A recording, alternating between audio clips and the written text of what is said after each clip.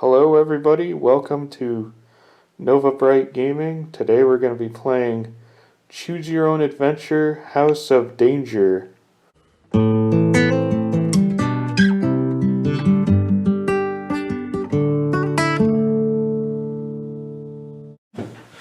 Okay, Choose Your Own Adventure House of Danger. I remember these books when I was little. I used to read them. They had them at the elementary school library. They were a lot of fun to read. So it's cool they made a couple of games out of the books. So. Yeah. So our first thing is, see, we're an aspiring detective and psychic investigator. So first, we studied this game board for 2 minutes. This is the nightmare image.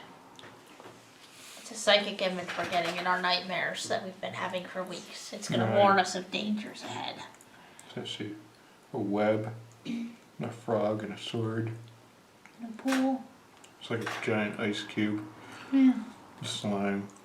They look like a lockers. Safe. Yeah, lockers. Garbage. That's like the house. There's like a guy back there with bats or something. Mm-hmm.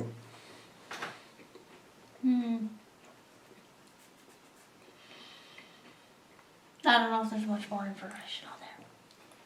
It's a pool. Yep. Alright.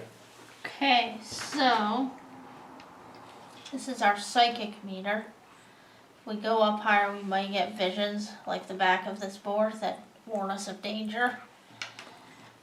And this is our danger meter. It's going to be how hard it is to beat challenges. These are our starting equipment, right? Mm-hmm. So we start with a pocket knife, which adds 1 to strength, I guess. Fighting. So every now and then challenge booster. you gotta roll the dice for things, and this gives you a little bonus. Then we get a water bottle. Discard at any time to lower the danger meter by 3. So that's good. If it gets high, you can lower it. So If it gets too high, our psychic level goes down. yeah. So I guess when it gets to here, it goes back down, right? Yeah, and this will lower by 2. Alright. Yes, minus 2. Alright. So, you want to start? Yeah, I'll start. So we're on chapter 1. I think this game is 5 chapters. Yeah. So this is chapter 1. The grounds. The grounds. It's a Tuesday morning in late June, and you wake up in a cold sweat. The nightmares came again last night. Even though you are an inspiring detective and psychic investigator, you haven't been able to make sense of the haunting dreams you've had these past few weeks. In your dreams, you keep seeing the same spooky house. You're still shivering under the covers when you hear the phone ring downstairs in your basement, where you have your combination office and research laboratory. You dash down to the lab to answer it. I need, a weak voice says when you pick up the receiver. I need your help. You hear a loud click and the phone goes dead. But you were prepared. While the caller was talking, you activated your high-speed telephone tracing device.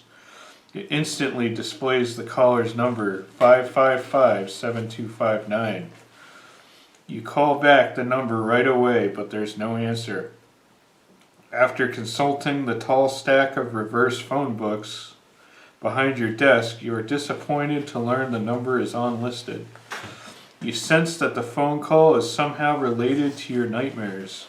Later, while at the Hedgebrook police station to return a night scope you borrowed for a recent stakeout, you describe the mysterious phone call and continue on to story card 1.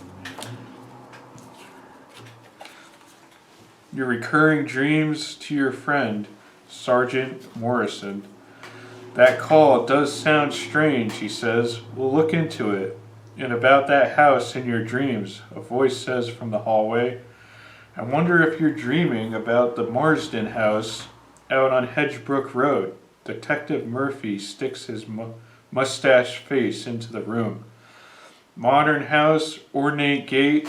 That sounds like the Marsden place, all right, says Sergeant Morrison. Strange things are reported to happen out there.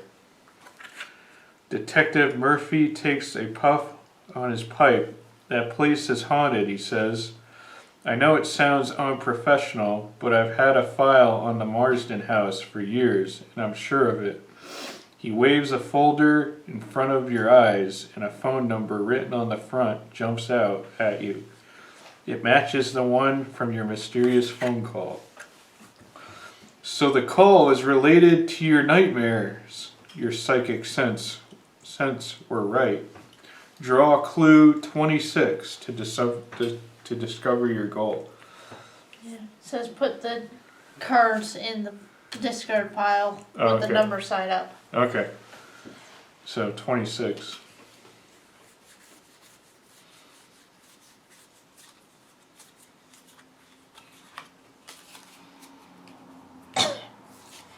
Clue 26. Chapter 1 goal. Get inside the Marsden house. Cool. Back at home, you grab a water bottle and your trusty pocket knife. Preparing for a new investigation. Half an hour later, you stand before the Marsden residence, which appears exactly as it did in your nightmares.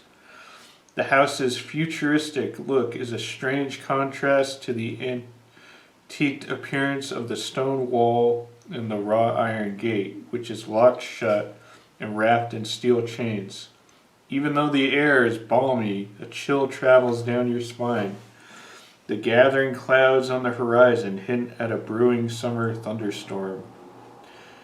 So here now we have choices. So if you search the wall for a way in, go to story card 13, or if you climb the gate, go to story card 7. Climb the gate? Yep, sounds good. Alright. So 7. Yeah. Story card 7.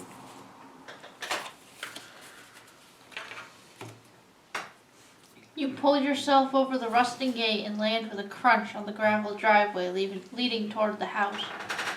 But before you can survey your surroundings, you hear a guttural sound coming from your left. You encounter a shadowy, hunched-over figure emerging from the darkened doorway of a decrepit gatehouse. You can just barely make out eyes and white fangs dripping with saliva. The figure crouches as if to spring forward at any moment. Who's there, you stammer. Suddenly the creature lunges at you snarling. You spot a guardhouse not far away. If you could get past the creature, you might be able to hide there. Or perhaps you should just turn and flee up the driveway toward the main house. Optional challenge. Alright. Fight the creature. There's a picture of the creature. Let's see. Oh yeah, look at that thing. Let's fight it. Alright. It's a fighting challenge, so we can use that. Okay, Add so to we plus put- 1. +1. Challenge booster. And this is at a 3, so we have to roll a 3, 4, 5, or 6 to win. Alright. Well, this adds 1, so a 2, Two. 3, 4, 5, or 6. Alright, so it's fairly If we easy. roll a 1, we lose automatically, and we will lose our knife. Oh man. Alright. So basically we gotta roll anything but a 1. Yes. Alright. 6. We won. Draw clue 10. Alright, clue 10.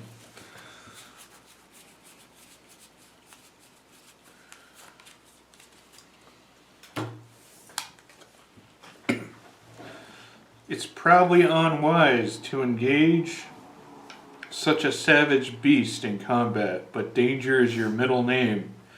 You land a few quick jabs on the creature before it can react. And then you throw it to the ground. You stand there for a moment, your confidence high. Then the creature leaps to its feet and rushes you. You manage to win round 1, but you're in no hurry to start round 2. So you race for the shadows beside a big boulder before the creature can get its hands on you. Draw clue 25.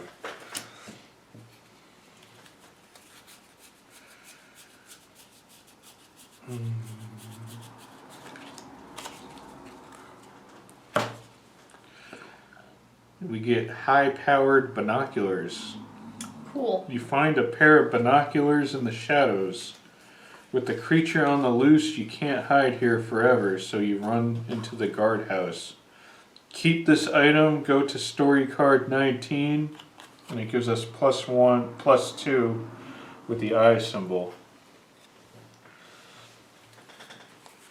Alright, eye is perception. Nice. Story card 19. So we don't actually make this choice then. Okay. Because it says after the challenge, make a choice if you go to the guardhouse or to the driveway, but I guess that made it for us. Alright, cool. Here you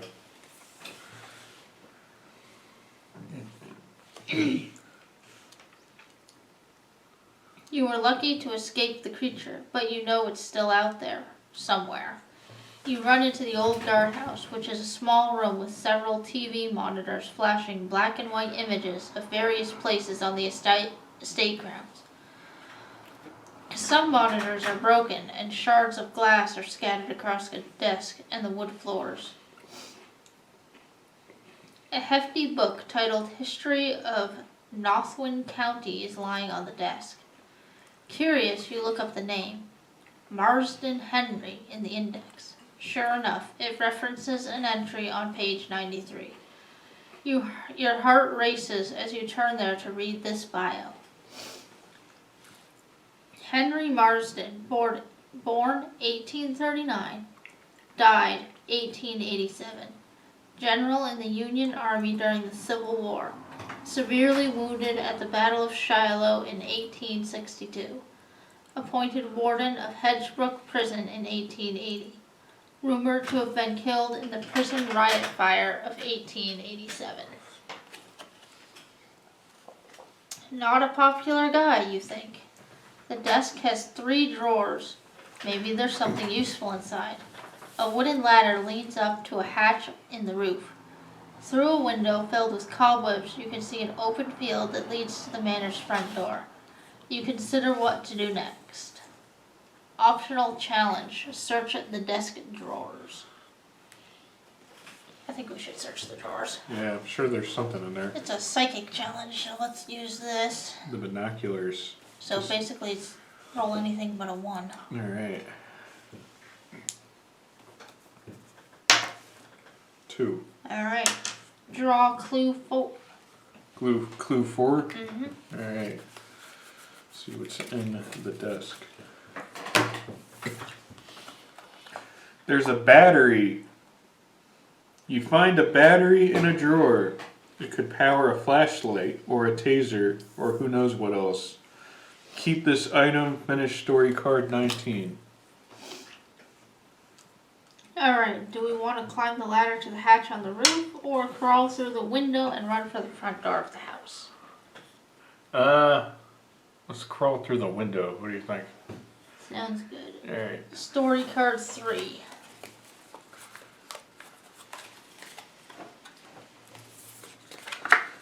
You only make it a few steps across the open field before you hear a clicking sound from around your feet that freezes you in your tracks. Looking down, you see freshly disturbed earth around your sneakers, as though someone had recently buried something there. As you lift your foot to look, click, the reality of the situation becomes clear. You have just stepped on a landmine. Oh no. A noise like thunder, infinitely loud, rings out, but you never even hear it. Instantly, everything goes black. The end. Oh. We blew up. Yeah. Wow. Says move back one space on the psychic scale and return to the previous card.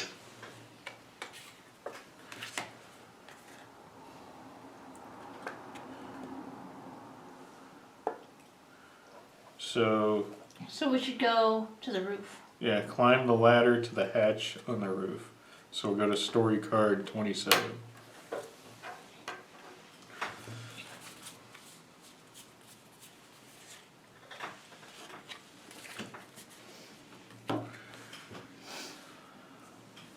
You scramble up the ladder through the hatch and onto the guardhouse's decaying tile roof. It seems to be on the verge of collapsing, but you find a spot that you are reasonably sure won't cave in when you put your weight on it. Across the dangerously unstable roof, from where you crouch uneasily, you can see a pile of construction materials, probably left over by contractors working on the roof. Among the material is a first aid kit. But navigating the length of the roof to reach it will be perilous. One wrong step and you could stumble off the roof into a ditch you see below. Near you is a thick vine that you can climb down to reach a courtyard, and not too far from you is a long board someone has laid between the roof and a nearby greenhouse, which seems to be sturdier than the guardhouse. Optional challenge. Get to the first aid kit. Yeah, let's get the first aid kit. Alright, we don't have any booster for, this is a dexterity challenge. Okay. So we need a 3 or higher, right? Were we supposed to raise the danger meter when we died? Oh.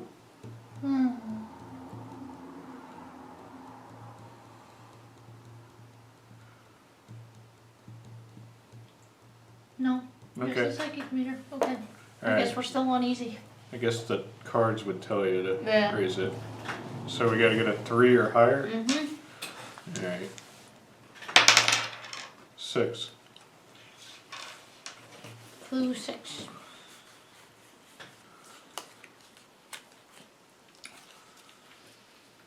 I'd say we're doing well, except we did die. Yeah. First aid kit. The first aid kit is fully stocked. The way things are going, you're sure you'll need it.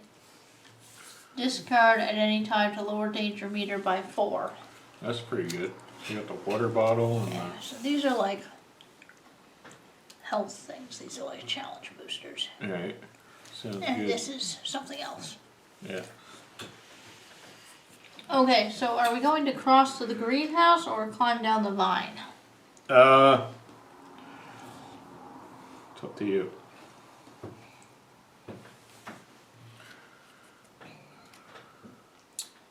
I feel like the greenhouse might be danger. Like I feel like I saw greenhouse type things here. Okay. So go to the vine. Yeah, let's try 14. 14. And if we fall and die, it's my fault. Right. Alright. You climb down the gnarled vine into a walled courtyard beside an outbuilding that appears to be the servants' quarters. The door is slightly ajar, but you are unsure if anyone is inside. In the courtyard, there is a small table with a cigar box sitting on top of it. There is also a path that leads out of the courtyard and up the side of the mansion. Free action to check out what's in the cigar box. Draw clue 15. There's the cigar box. So we just do it. Yep.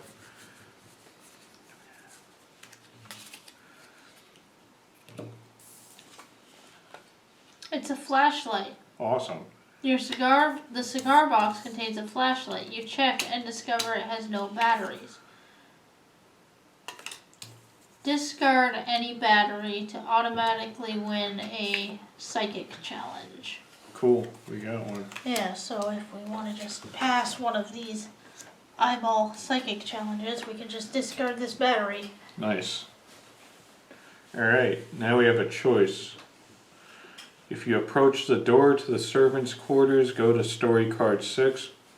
Or If you run to the side of the mansion, go to story card 20. Was the servant's car separate from the house or just away? I guess so. I'm thinking the servants' quarters. Yeah. Story cards. Like our goals to get in the house. That seems like a. Yeah, story card 6.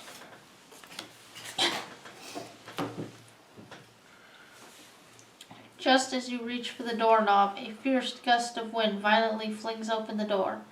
The windows are all wide open, and wind continues to rush through the quarters, blowing papers off tables and knocking an umbrella stand to the ground with a crash. Your arm accidentally knocks a teacup off the kitchen counter, which shatters on the floor. You start to feel nervous. You notice a phone on the wall. This might be too much to handle alone. You grab the phone and call Sergeant Morrison. Hedgebrook Police Station, Sergeant Morrison speaking, he says. Sergeant Morrison, you blurt out. It's me. I'm on the grounds of the Marsden house. I might be in trouble. Hello? Hello? Says the sergeant impatiently. It's me, you shout back. I need your help. Hello? Sergeant Morrison says, exasperated. Goodbye. He hangs up. You are unsure why the surgeon couldn't hear you, but you are now distracted by a swirl of sounds. A haunting violin plays somewhere outside, while a wild and chaotic noise rises from a gazebo in the distance. So, are we going to go towards the direction of the violin, or go check out the gazebo? Let's go to the violin. Sounds good. 17. Somebody's going to be playing it, right? Yep, I want to see who's playing the violin.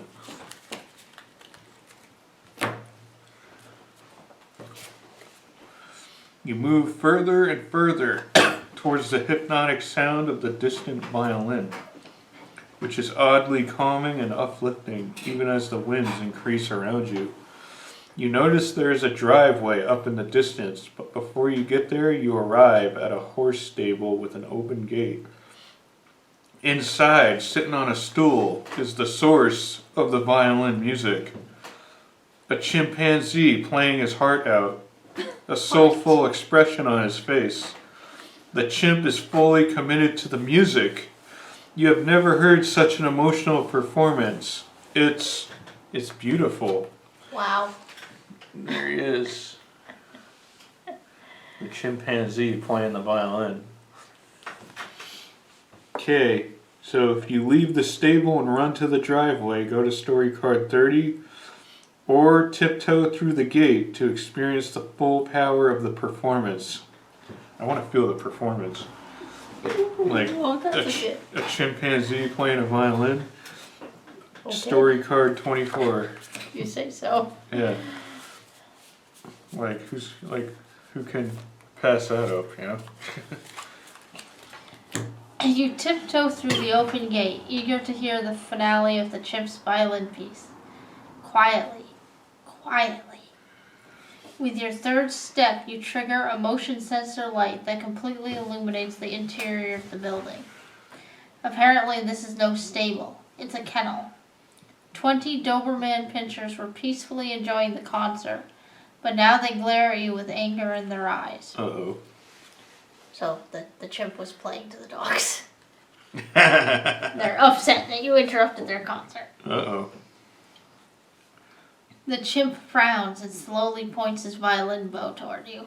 The Dobermans respond and rush to attack you and then eat you alive. The last thing you see is the chimpanzee violinist laughing at your fate. So embarrassing.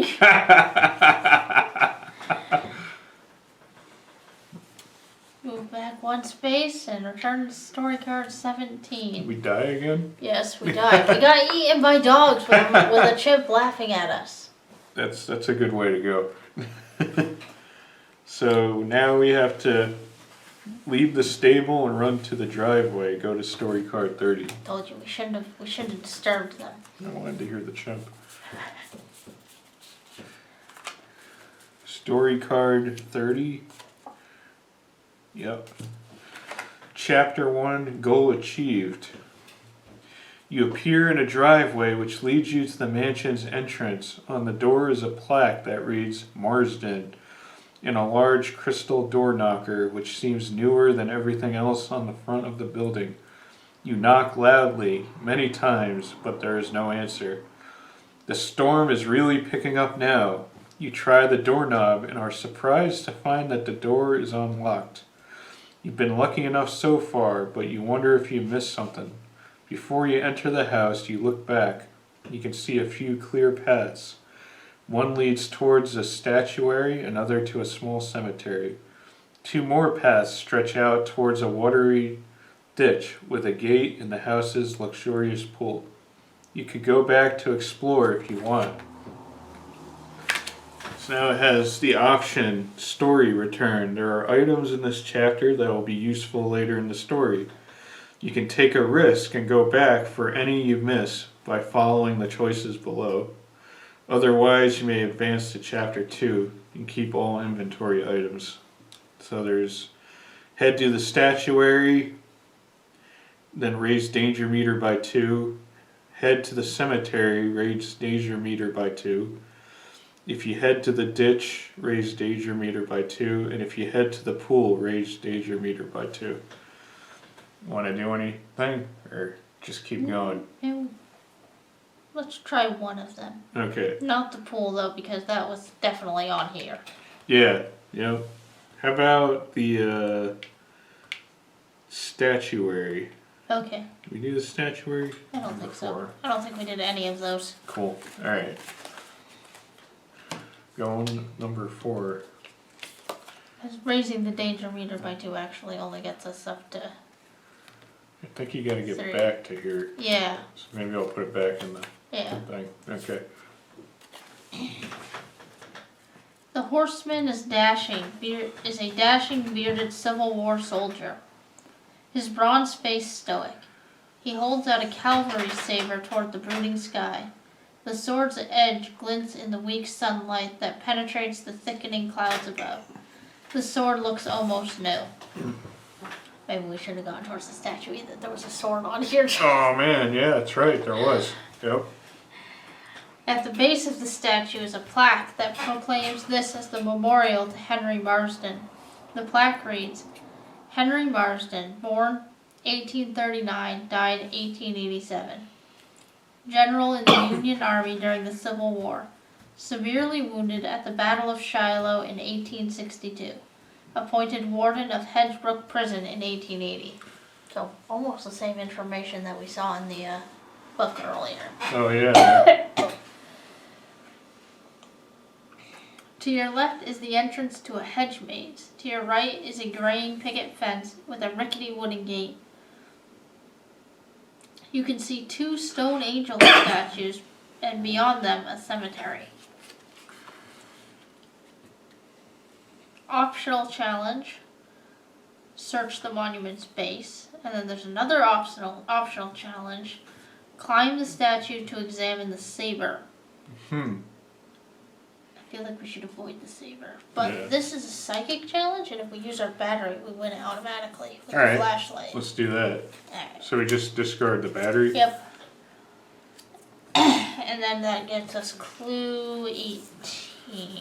Alright. Here. Oh, look at this. Bonus story choice. When you inadvertently press a hidden switch, the statue slides to one side, revealing a cement passage. Place the new story choice below at the bottom of story card 4. This option may be considered when you are ready to make your story choice. And that choice is if you want to see where the hidden passage leads, go to story card 28. Well, that's fun. That is fun. Makes me want to see what's down there. Yeah, it's like a bonus. Yeah. Let's do that. 28. 28? Mm-hmm. Alright.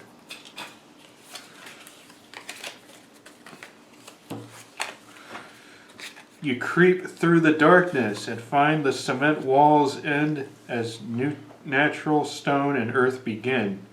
Occasional vents to the surface let in just barely enough light to see by. Ahead you glimpse the warm firelight of torches. You come to a fork in the tunnel, lit by the dancing flames. One tunnel descends deeper and is half filled with water. You could swim through it, but you can't see where the tunnel leads or how far it goes. Another tunnel looks partially caved in. Tiny clumps of earth periodically fall from the ceiling as you approach this tunnel, and several of the supports that holds the walls up have gaping cracks in them. And here's a picture.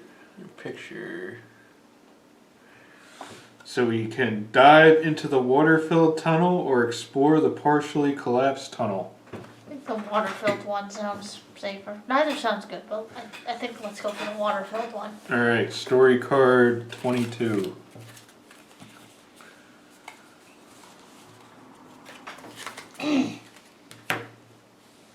Mustering all the courage you can, you dive into the watery tunnel.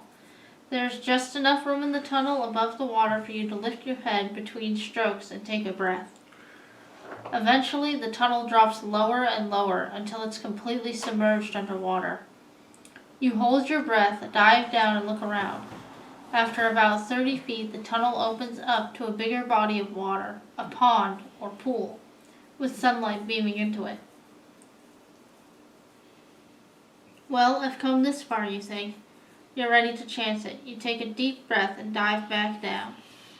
You get 10 feet in, 15 feet in, 25 feet in. Just as you're about to exit the underwater tunnel, something tugs on your leg. Uh-oh. Oh no. You can't tell if it's an animal or if you're caught in an underwater mine. Required challenge, fight to escape. Alright. Oh, I thought we drowned. Oh, yeah. Alright, it's a fighting one, so Alright, we can use our knife. yep. So we can do... So we gotta roll anything but one, right? Yep. Since we're at 3 Yeah. on the danger meter. Fight to escape. Here's a picture.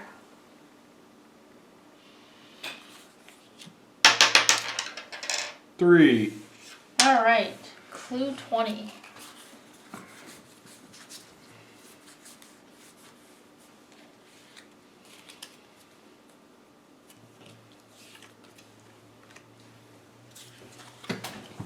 The thing, whatever it is, wraps more tightly around your leg. It's pulling you down.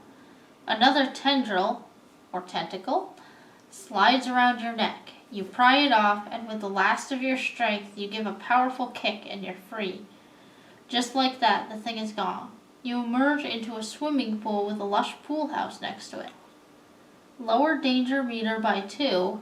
Wow. Nice. We're doing pretty good. Go to story card 23. 23. Except we really want this to be higher. Yeah, that's at 1. 23? Yes. Okay.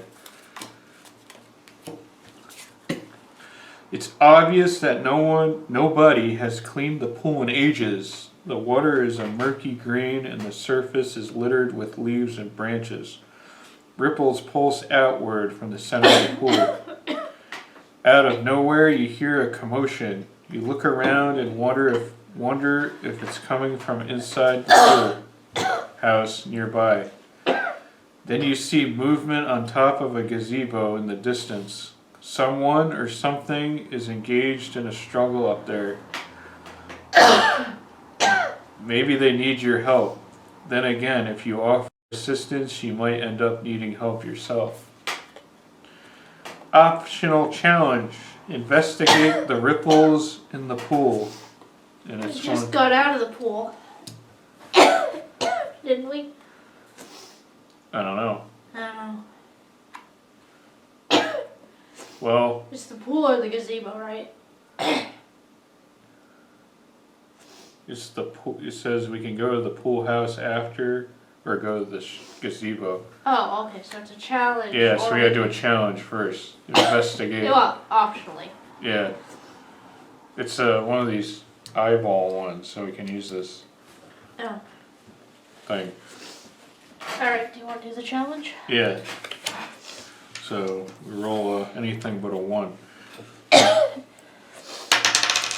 3. Alright. So it says draw clue 8.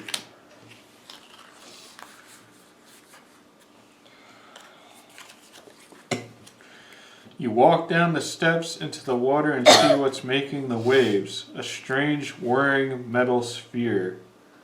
Slightly bigger than a softball. You impulsively grab it. The sphere vibrates in your hand. There are 2 buttons on it. You press one, nothing happens. You press the other button. The sphere continues to vibrate. Instinctively, you press both buttons at the same time. The sphere stops moving and begins to glow. Draw clue 21.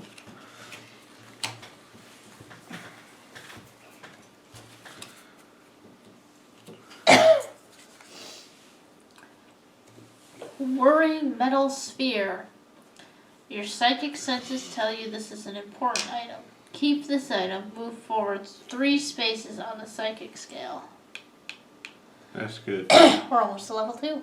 Nice. Of course, we keep going back, I know. Finish story card 23, so it's another item. With our So we flashlight. can go to the pool house or go straight to the action at the gazebo. What do you think? I want to see what the pool house has to offer. Alright. Story card 11.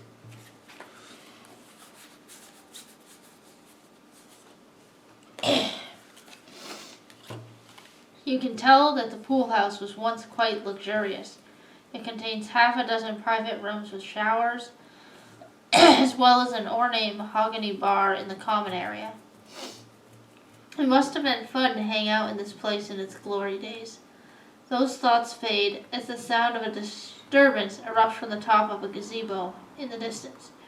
And now you can hear a lone violin playing a soothing melody. Ah, here we go again. Well, here's I guess that's a picture of the gazebo, something's happening up there. So we can investigate the gazebo or go to the violin. Well, we went to the violin We already. know that's trouble. So, investigate the gazebo, story card 9. Okay. You sprint to the gazebo, practically pushed along by the winds that are picking up. A light sprinkling of rain spatters the ground as you run.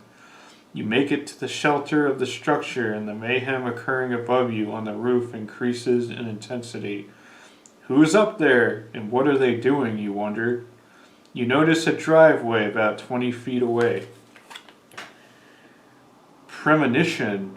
If you are level 2 or higher on the psychic scale, Or not. draw clue 27. We're not there. So we can climb to the top of the gazebo or run to the driveway. I feel Let's like we climb. went to the driveway is the end, yeah. Well, let's climb up the gazebo. Alright, story card 10.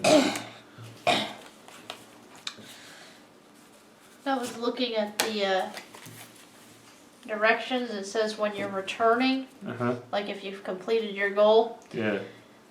you're not allowed to go back to any of these cards. Alright, So, like if one of our choices asked us to go back to those, we can't. okay. You stand on the gazebo's railing, steadying yourself by gripping an ornate post holding up the roof. The rumbling above sounds and feels frightening. What are you getting yourself into? Reluctant to barge into the middle of this situation, you raise yourself just enough for a peek and discover that there is no one on the gazebo roof. The commotion is actually a large satellite dish broken into 3 pieces. The big, jagged fragments are still connected to the base by wires, and the violent winds are spinning them in a circle with great force. Flailing wildly like an angry octopus, the satellite dish almost hits you in the face. You might be able to grab a piece zooming by. Required challenge. Attempt to grab a piece of the satellite dish. And this is a climbing challenge, so we don't have anything that'll help us with that. Alright, so we gotta roll a 3 or more? Yes. Okay. 4. Clue 22. 22.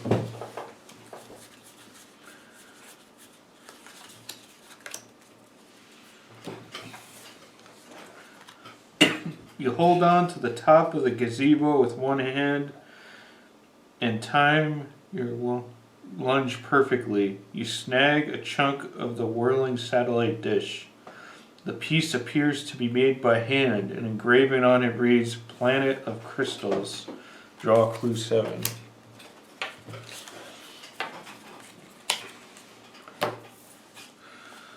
Satellite dish. Your psychic senses tell you this is an important item. You look to your left and see a path to a driveway that might be the front of the house. You jump off the gazebo and run to check it out. Keep this item, move forward one space on the psychic scale, and then go to story card 30. That's the end. We're almost to level 2. So story card 30, you read already. We achieved the goal, so we can move on to chapter 2, or Let me see what the choices are again. all right. We checked out the statue, and we've been to the pool. Do we want to just go on to chapter 2? Yeah, let's go on to chapter 2. Okay. Keep all inventory items, and I think our clues go back, and we pick up chapter 2. All right.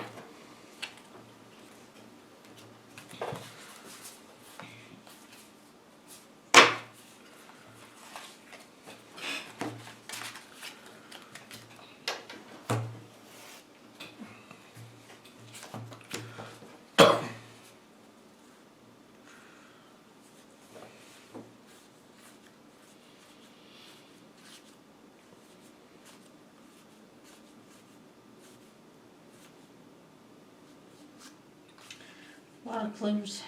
All right. Okay. Here we go. You like to read? Start. All right. Chapter 2, The Mansion. You made it. You're inside the Marsden house, the cursed edifice that has haunted your nightmares for weeks. Your trek through the mansion's grounds has left you with far more questions than answers, to the point where you have to wonder if the smart move would be to turn around right now and forget you ever came to this infernal place. You're no quitter, though. You're an inspiring detective and psychic investigator. You won't give up this case until you find out why a spooky, futuristic mansion you'd never seen before has somehow found its way into your dreams, and why you got a call from the house this morning. You're standing in a grand foyer. Its modern decor is elegant in its minimalism. Suddenly, a man in a delivery uniform bursts through a set of tall double doors screaming, "Help! Help! They're after me!" the man cries. He rushes towards you, but suddenly drops to the ground as if he has been hit by an invisible hammer. You dash to his side and hear his breath coming in short gasps that sound almost like sobs. He gives a terrible shriek and lies still. This man has been frightened to death, you think. Continue on story card 31.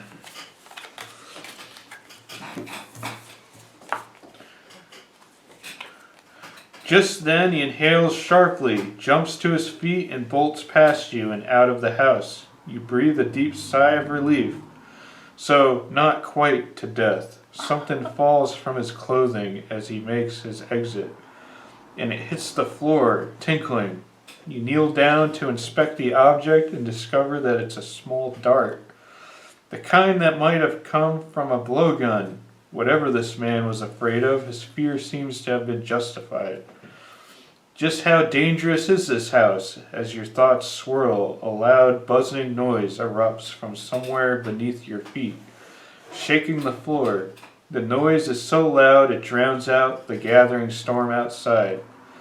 Just as quickly as it came, the noise stops. It sure sounds like something weird is happening beneath the manor. You're willing to bet that whatever is happening in this place, the answers await you down there. Draw clue 57 to discover your goal. Chapter 2 goal. Find access to the basement. Alright. You don't see any way to a lower level from the foyer. Rather, a sweeping stairway leads upstairs, while the double doors that the frightened man ran through head off to your right. And a smaller door, slightly ajar, leads in the opposite direction. So we can take the stairs to the second floor, go through the double doors, or walk through the smaller door. Wait, think. Want to try the smaller door? Sounds good. Story card 42.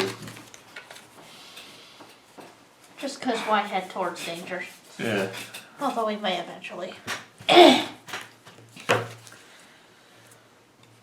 You enter a parlor, which is decorated in a more old-fashioned way than what you've seen of the house so far. Rich cherry wood paneling covers the walls, and dozens of exotic animal heads are mounted there. Some Marsden ancestor was quite fond of hunting, or, at the very least, taxidermy. Each of the trophies features the same expression: fangs bared and savage eyes that make the animal look ready to leap from the wall and pounce on you. The effect is quite unsettling, but you also sense that they might be hiding something. There are two ways out of here: an open passage that leads into an adjacent library brimming with books, and a tightly spiraled iron staircase going up. Optional challenge: search the animal heads. It's a perception challenge, and we have binoculars, so you want to do that? Yeah. Okay, we're gonna look at animal heads with binoculars. Yeah, you gotta, see them good. 6. 6. Clue 31. Oh, nice. Inside the sharp-toothed jaws of the mounted cheetah head, you find a battery. It could power a flashlight or a taser or who knows. Keep this item and finish story card 42. Nice. Got another battery. Yeah, that's good. I wonder if there's like one to find in every chapter or something somewhere. Maybe. Okay, do we want to head to the library or climb the staircase? Library. Yeah, that's what I was thinking. Story card 45.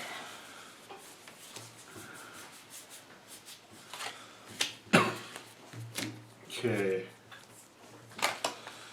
Most of the books lining the walls of this room appear to be first editions of well-known classics.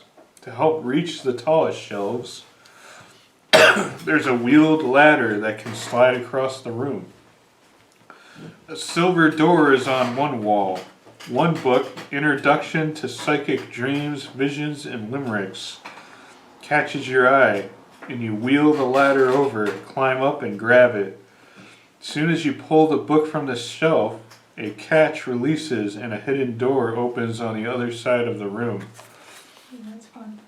Premonition: if you are level 2 or higher on the psychic scale. Almost. We're 1 away. 1 away. Can't get that one.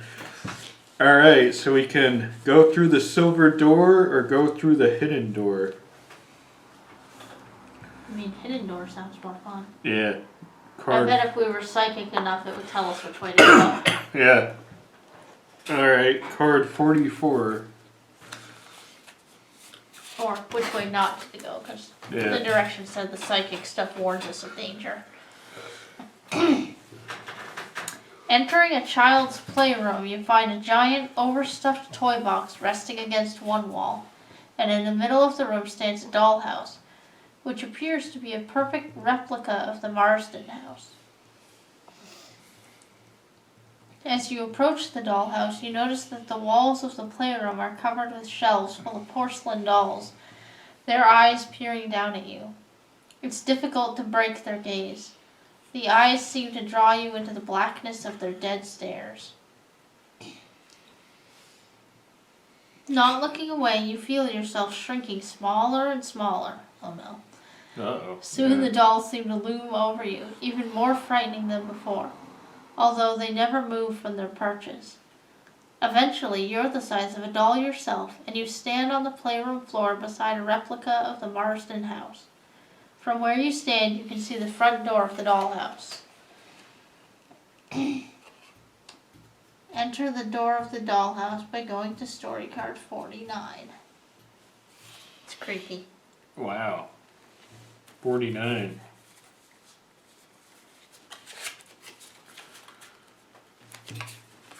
The dollhouse entryway has doorways leading to a dining room, a parlor, and a bedroom. Before you can think about where you should go next, something distracts you. There's a force at work here, a presence you can't ignore. Something or someone seems to be calling you, drawing you onward. You can tell this dollhouse is a hub of psychic energy, a nexus of weird power. You'll need to stay sharp. Alright, we can go to the dollhouse dining room, go to the dollhouse parlor, or go to the dollhouse bedroom. Dining room? Alright, card 35. Like, I don't know. Yeah, anyways. Yep.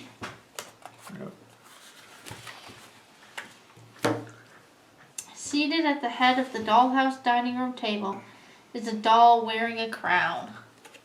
There's a picture of it. Oh yeah. It's a doll king with oddly compelling glass eyes. They sparkle with a kind of dark power. As you look into those eyes, you sense a strange tingle in your mind. This doll is reaching out to you mentally. You don't know why, but you feel that he wants to fight you, on the plane of pure thought. You sense this could help strengthen your psychic abilities. Well, that's what we need. Oh yeah. Around the dining room table, 2 doors lead to other rooms inside the dollhouse.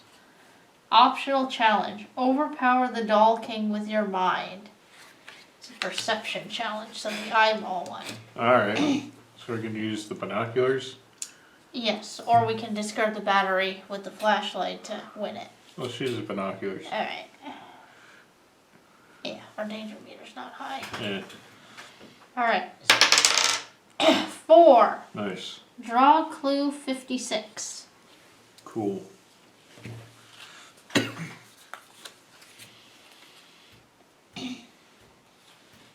You protect your thoughts. You project your thoughts at the little king, like light through a magnifying glass. You focus on the doll's mind, narrowing your thoughts into a tight beam. Finally, when you can hardly take any more, the doll blinks. You won! Keep this card. Keep this card, huh? Alright. Move forward 2 spaces on the psychic scale. Awesome. We're finally level 2. Finish story card 35. Alright. I don't know why we're keeping that card. There's nothing on it. Well, let's see. Alright, do we want to go to the dollhouse parlor or the dollhouse bedroom? Parlor. Alright, 57. Alright, 57.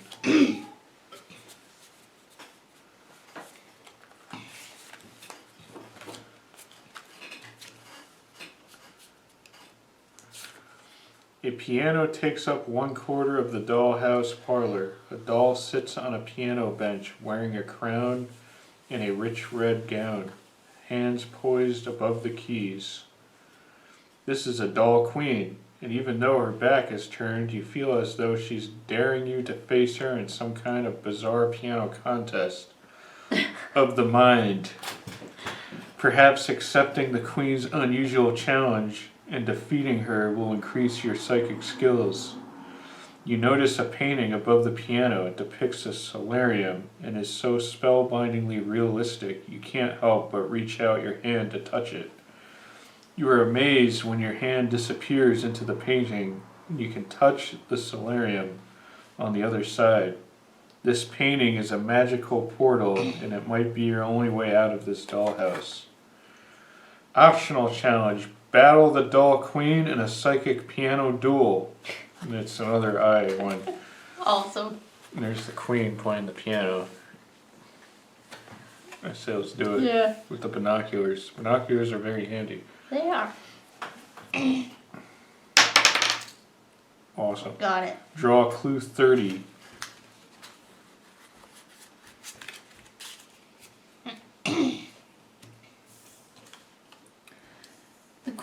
hands don't move, but you hear her incredible piano playing swirl through the parlor as fast as the wind. Now it's your turn. Reaching out to the piano with your brain, you weave notes into an intricate manic waltz, even faster and more beautiful than the Queen's. Your music dances throughout the room. The Queen's crown falls to the floor. You've bested her. You've won. Keep this card. Move forward 2 spaces on the psychic scale. Nice. Nice. Finish card 57. Okay, it says go to the dollhouse dining room, the dollhouse bedroom, and then it says if you have clue 50 and you want to enter the magical portal, draw clue 47. If we do not have clue 50 and we want to enter the magical portal, draw clue 55. We don't have card 50. Like enter the portal without it? Or no, that might not be good. I'm guessing the final room will have to do a psychic challenge with another doll. Yeah. Want to try that? Alright. Oh, it's just the Bedroom? The bedroom. We went to the dining room, right? Yeah. Alright, bedroom is 41.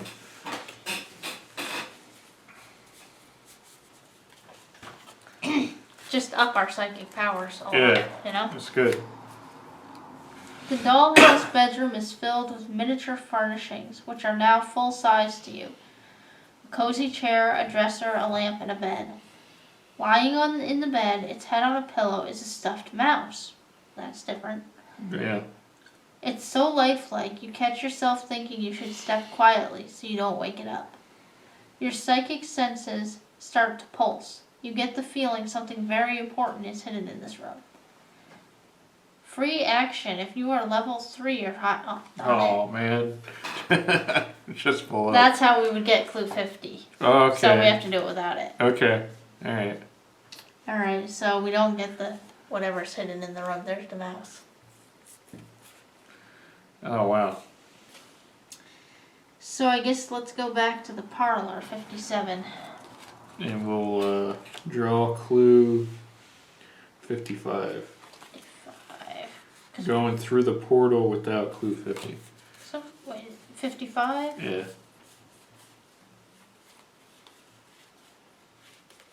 Because we dropped so far in the chapter 1. Yeah. You take a deep breath and jump into the portal. A pins and needles sensation spreads over your body as you travel the dimensional pathway. When you reach the other side, you're standing in the solarium you saw in the picture. You've returned to your normal size. Go to story card 48. I wonder if those 2 things will come in handy later. Yeah, like I'll tell you, do you have these cards? Yeah. And something happens. Okay. Once you've entered the solarium, you notice how the glass panes are in angular shapes that create a spider web pattern across the ceiling. That's danger. I remember that from the picture. There are clay pots with exotic plants on every flat surface. Welcome, you hear a female voice say. We are so glad you found your way here. An elderly woman in a long black dress and white apron glides into view from behind a wall. She appears to be the housekeeper. She raises one finger and curls it towards her, beckoning you. We've been expecting you. Come this way, she says. Something in her voice makes you freeze. This might be trouble. You notice something shiny tucked behind a tropical shrub. But you'll probably have to deal with the housekeeper before you can investigate it. You glimpse an art gallery beyond the solarium. There's the old lady. I think the old lady's dangerous. Yeah. Like, I'm wondering if that was who was behind the spider web, or maybe it was a... It looks like her. Yeah, it could did look be. like that. It could be. Okay, optional challenge. Attempt to excuse yourself.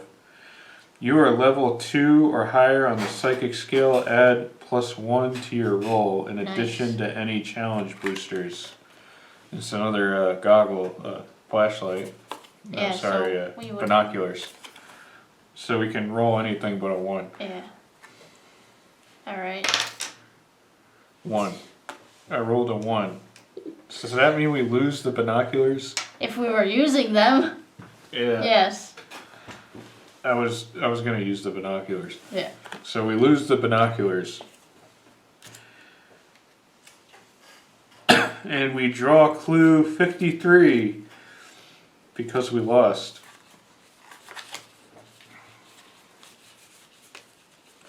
Man, those binoculars were good. Well, we shouldn't have used them because it said we added one anyway, so it would have made the binoculars useless. Oh man, blew it. Oh well. The woman doesn't care what you say. She doesn't bother responding, but her lips curl into a cruel smile. Go to story card 55. It's not gonna be good. Nope. You start to leave, but the woman senses your fear. She smiles again and then begins to fade. You can see right through her now. Her shadowy shape... See, it was an optional challenge, wasn't it? I have a feeling we shouldn't have done it. Yeah. Her shadowy shape wavers and shifts, billowing like a hazy cloud. In seconds, she has taken on a new form, a Union general. Huh. It was the guy in disguise. Wow. He has a heavy whip in one hand, and his other hand is clenched into a fist. The plants all around the room grow to become 10 feet tall. Even in the darkness, you can tell that they are Venus flytraps. But at this size, they won't be content with flies. The general has a crazed look in his eyes, as though he's suffering from a sudden fit of rage. You think you can challenge the authority of Henry Marsden, he shouts. He snaps his whip on the floor 3 times, and all the giant Venus flytraps move towards you. With every shred of his ghostly power, Marston snaps the whip at your feet. The force of a violent crack is so mighty it sends you sailing backwards, directly into the maw of one of the hungry plants. The Venus flytrap takes 3 quick bites and 1 slow gulp. You no longer exist. Return to story card 48. Alright. See, you gotta pay attention. If it's something that was on here, you stay away from it. You don't do the optional challenge. Yep. Alright. Rudely run away to the art gallery or ignore her and leave through the solarium door. Go to story card 55.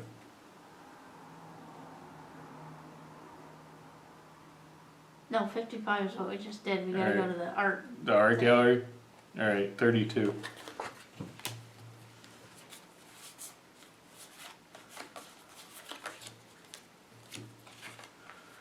Stepping into the marble-floored art gallery, you are amazed by more than 100 gold-framed paintings, plus countless abstract modern sculptures on pedestals. Wow, the entire collection must be worth gazillions. Too bad you've got no time to admire any of it. You're eager to keep moving. French doors lead to the study, and a doorway leads outside. You can see a pathway leading to an attached structure that appears to be a mother-in-law apartment. Premonition. If you are level 2 or higher on the psychic scale, draw clue 54. Nice. Here's the art.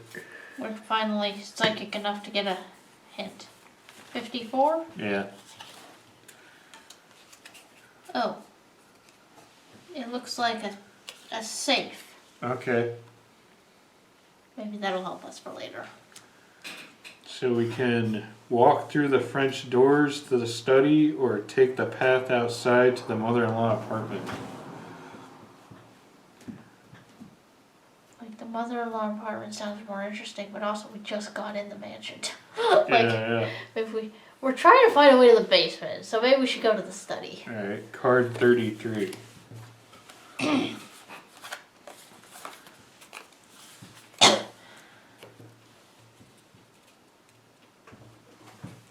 Once inside the study, you are shocked to find 12 pairs of eyes staring at you in outrage.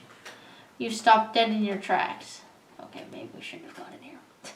Oh well. There are a dozen shady-looking people, all stuffing briefcases with bundles of cold, hard cash. Literally. They're taking money out of ice-filled coolers. You take another step, and all but one of the guys takes off, suddenly spooked. The last one turns and glares at you. Since he's still holding his briefcase tightly with both hands, you're pretty sure you can take it. You see a hallway on the other side of the room that might serve to be a quick exit. Optional challenge. Wrestle the man with the cash-filled briefcase. What's the... It's a fighting challenge, so we could use our knife. Yeah, so you roll anything but a 1. Yeah, You know? let's do it. Didn't work so well last time. 6. Clue 38. 38. 38.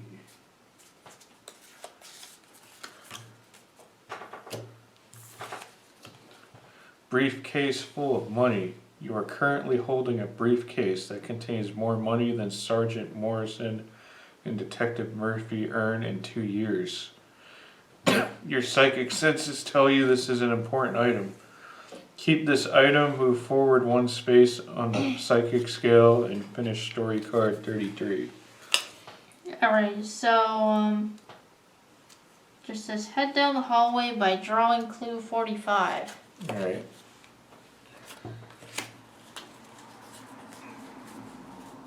It's not really an option, it's just...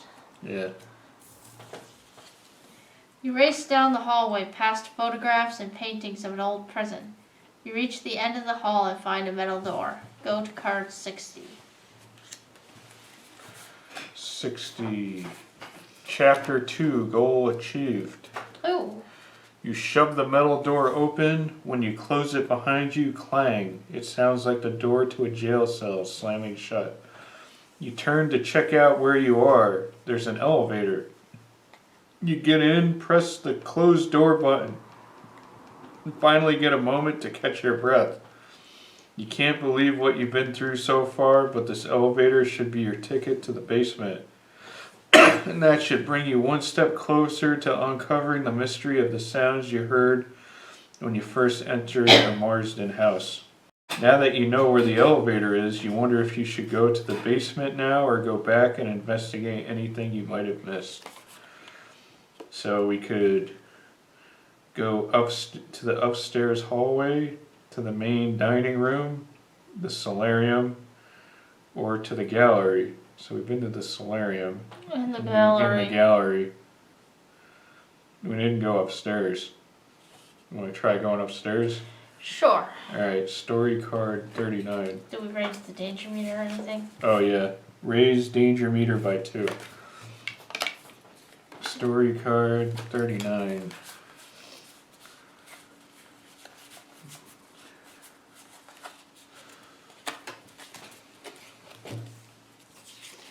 The stairway leads up to a long hallway. A violet rug with tasseled edges runs the length of the hall, and strange abstract paintings line the walls. A vase of lilies sits on an ornate side table halfway down the hall. A gorgeous wooden piece with rich floral engravings on the front and sides. Without warning, a ghostly figure comes through the door up ahead on your right. The ghost doesn't acknowledge your presence as he rushes right through a closed door on the other side of the hall. The hallway seems colder than when you entered.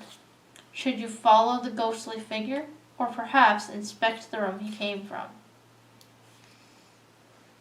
And optionally, we can search the table, the ornate table. Right. If we are level 2 or higher, we can add +1 to the roll. Okay. So anything but a 1. Anything but a 1. 3. Clue 29. 29. Glass key. You open a drawer and find a book. The middle portions of its pages are cut away, and inside the hollowed area sits a glass key. Perhaps you'll find a use for this. Keep this item, move forward 1 space on the psychic scale, and finish story card 39. Alright, do we want to follow the ghost or see where he came from? Let's see where he came from. 36.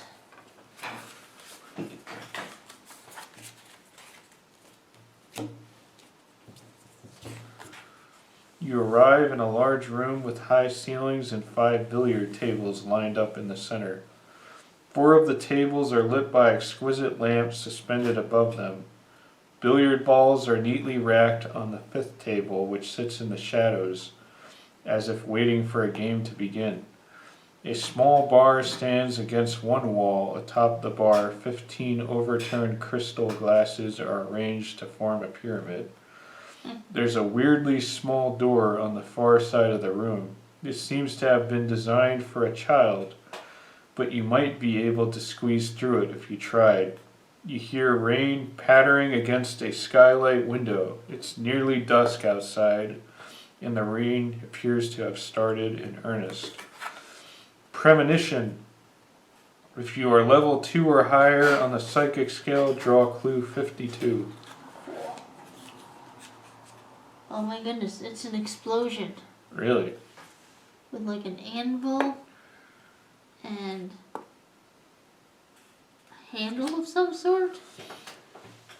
And I don't know. Oh yeah. There's an optional challenge. Spec the billiard table in the shadows.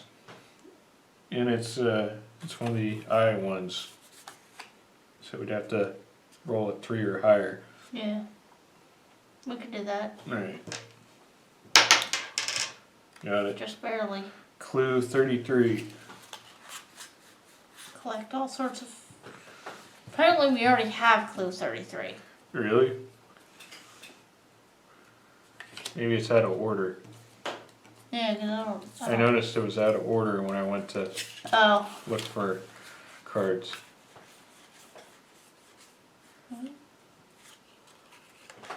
There we go. That sounds good. Bonus story choice. You find a switch and the pool table turns over to reveal a strange motorized mechanism. Maybe it lowers the table down to the basement.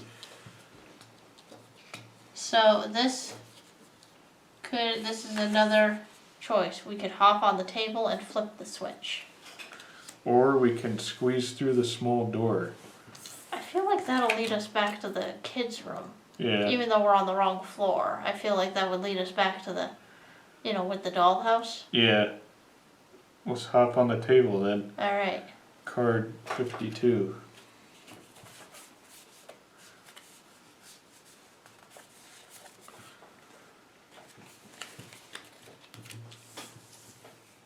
So I think that one just gets discarded. That clue. You climb onto the table and wait to descend. Something's wrong. You begin to go up instead of down. You rise rapidly and crash through the skylight. Glass shatters all around you. The lift keeps going up until you're almost 2 full stories above the house. Uh-oh.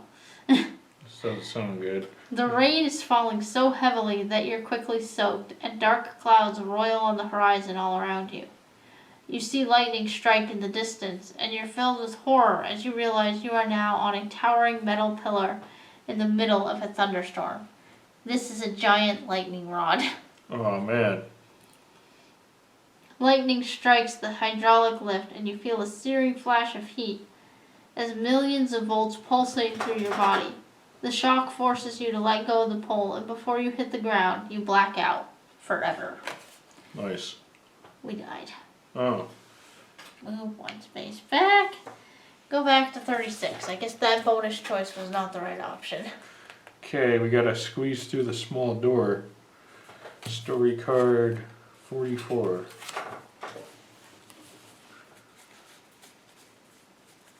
We're almost we 11. did that. We did that one already. So I get, because it goes back, we're not supposed to. So let's see. does that mean it's the end of the game? No, we just go back further. So we need to follow the ghost. Okay. Oh yeah. Card 59. All right.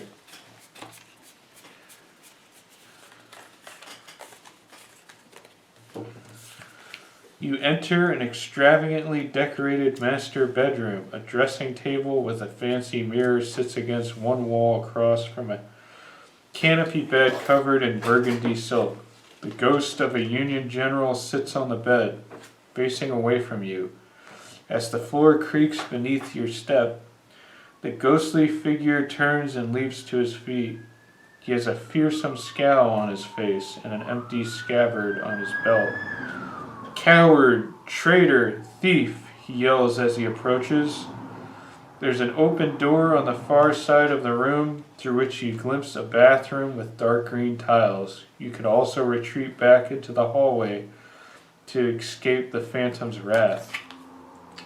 Okay, so it says we can go back to the cards we've seen before, but they won't do anything to these. Okay. The choices can't lower or raise those anymore. Yeah. And we can't re-add stuff to our inventory that we already lost. Okay.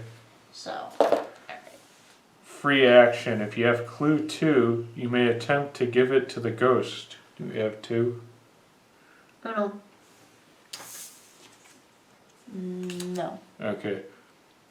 If you do not have clue 2, continue below. Optional challenge. Fight the ghost.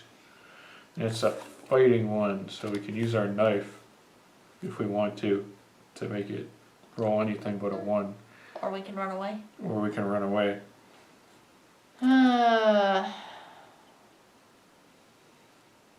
What do you think? I think we should go for it. Just keep going for it. Don't roll a 1. 6. Okay. Draw clue 51.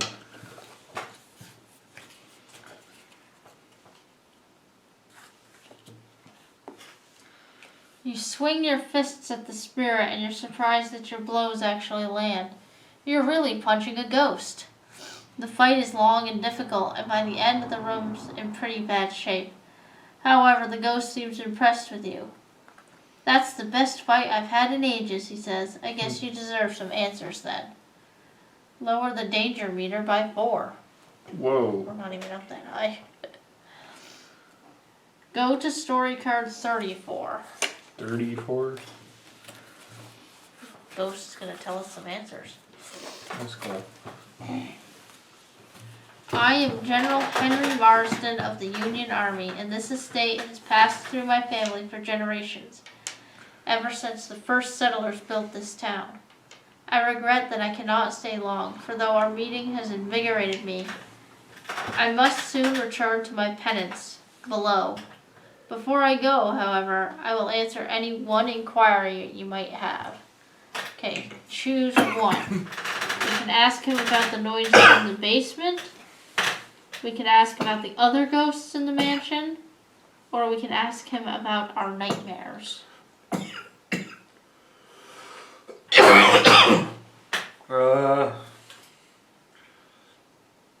don't know. I don't think, not the nightmares. Let's ask him about the other ghosts. Alright.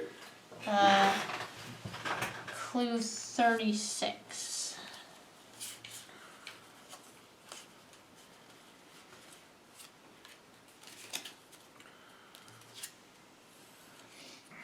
Those ghosts are born of tragedy, he says. He hands you a newspaper clipping detailing a fire at the Hedgebrook prison. All the inmates were locked inside during the blaze. He drops his head, and his voice becomes a whisper as he says, "None survive."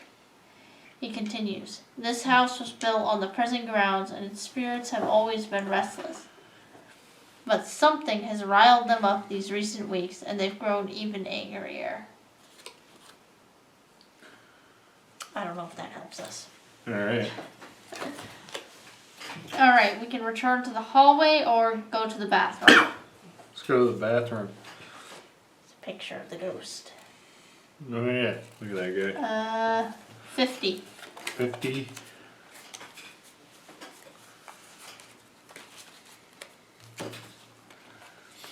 You enter the bathroom and close the door behind you, only to jump about 3 feet in the air when the door suddenly bulges inward with a loud thud. frost spreads across the bathroom mirror, and you stand so still you almost stop breathing until the frost finally stops spreading. It recedes, and the scary bulging door returns to its normal shape. The bathroom is decorated in various shades of green, and a clawfoot tub sits against one wall. There's a hatch in the ceiling. Maybe it leads to the attic. You lean out a small window and see a drain pipe on the house's exterior wall. Leaning out farther, you see another window, and through it, paintings on the wall. The sun is setting, and the rain is really coming down now. So climbing the drain pipe to the gallery would be tricky.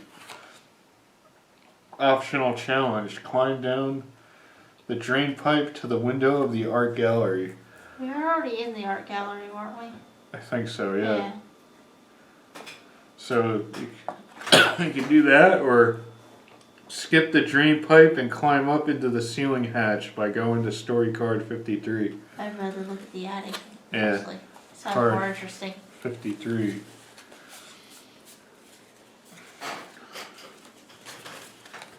After a short climb, you're in the attic. It's dusty and creepy, and there's another ladder here. The second ladder leads to the roof, but you can see through the window that the storm has really intensified. It's pouring outside now.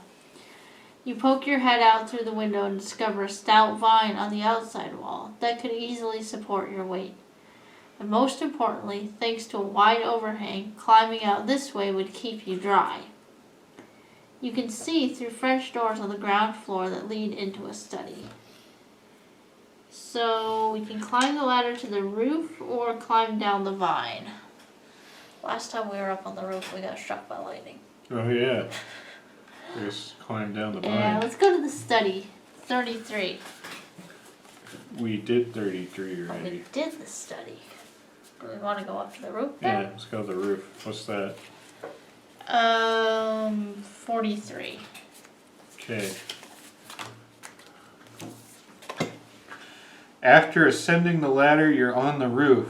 It's completely drenched from the rain, which of course means that you're completely drenched from the rain. But one thing up here looks completely dry: the apparition of the Union General, who is standing right in front of you. "Traitor!" he shouts as he grows 20 feet tall. Sometimes he's mad at us and sometimes he's not. "Yeah, I grant you safe passage through my ancestral home," he screams in your face. "And this is how you repay me?" You have no idea why he would be so offended by someone climbing onto his roof.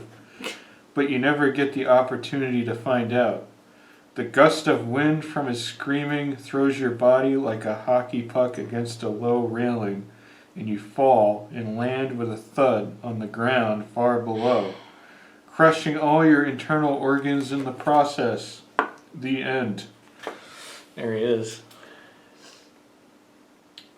I guess we should have gone to the study. Yeah, move back one space on the psychic scale, return to story card 53. Alright, so we've run into a dead end here.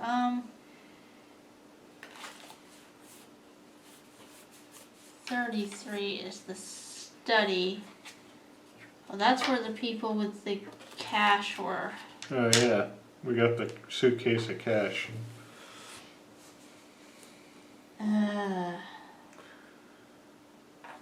So that took us to 45, which took us to 60.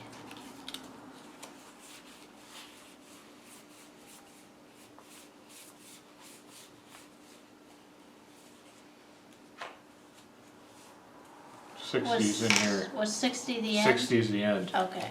Just wanna, Alright, Go to so the end. let's say we found our way back to the Alright. elevator then. we found our way back.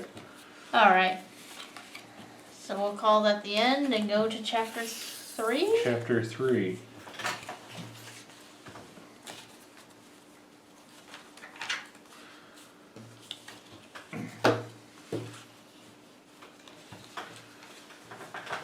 Let's see, chapter 3.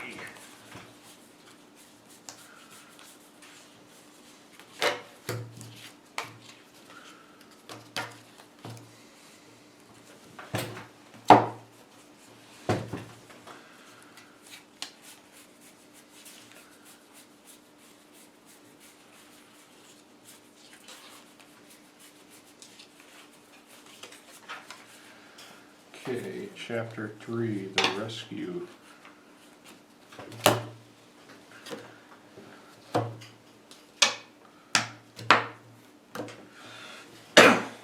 Maybe you got mad at us for going up on the roof because we were supposed to go to the basement. Maybe. The rescue, chapter 3. You're still not sure what's really going on in this place. You were already freaked out by the creepy stuff you saw outside the Marsden house. And the discovery of actual spirits from beyond the grave inside the house has only made you more on edge. You steel your nerves and remind yourself that you're not just an inspiring detective, you're a psychic investigator. You eat spirits from beyond the grave for breakfast. Not really, but the point is you feel a surge of confidence you can do this. At any rate, you've come way too far to turn back now, so all you can do is hope that the depths of the house hold some insight into the mysterious nightmares that have plagued you for weeks and drew you to the modern architecture house of horrors in the first place. But the elevator, which all your hopes rest on, is totally trashed, and the last person to use it must have really hated elevators. Based on the scratch marks on the walls, they might have had sharp claws, too. A strange sensation now washes over you. Your head spins, you lose your balance, and you fall to your knees.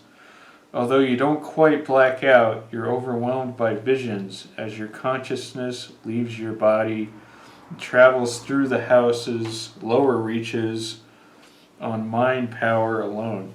You drift downward through a meeting room full of huge shadowy figures in a laboratory stocked with equipment. Story card 61.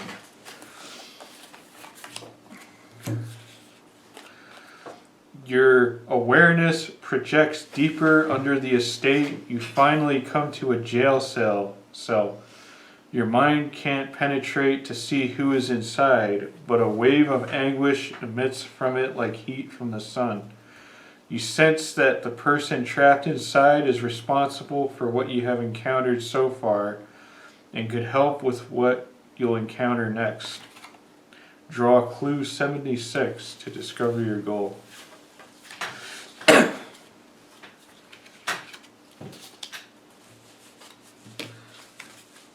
Chapter 3 goal: rescue the prisoner you sensed from your psychic projection. Alright. Your mind joins your body again as though swiftly snapping back into place. It takes you a moment to get your bearings. You're in your own body in an elevator in a spooky house that you somewhat regret ever setting foot inside. You check the panel and find that all the buttons have been pried off except 2. They might be for the only active basement levels. Of course, it's also possible they're just the floors that whoever wrecked this elevator wants to lure you to. With a whoosh, the elevator doors briskly close. So we can press the button for sub-basement 2 or press the button for sub-basement 3. I have no clue. 3. Alright, 3. Randomly. Card 78. We make sure of that one, huh? Yeah, it's like a cell I'm door. I'm kind of just like, let's go lower. Yeah. What did I say? 78.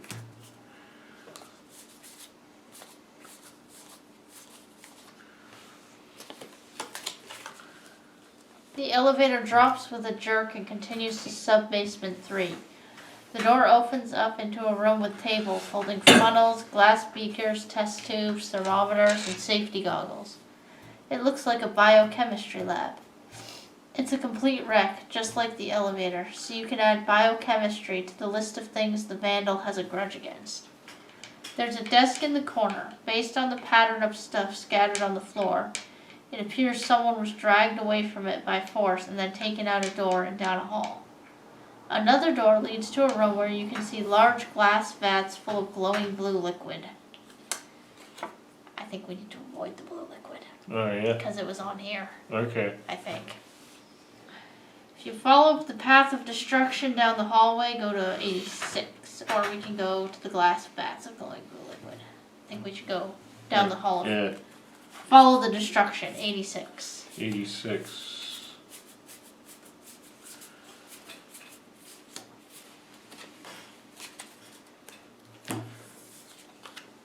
As you look at the scuffs, broken objects, and smudges of blood, you're positive that someone has been dragged down this hallway.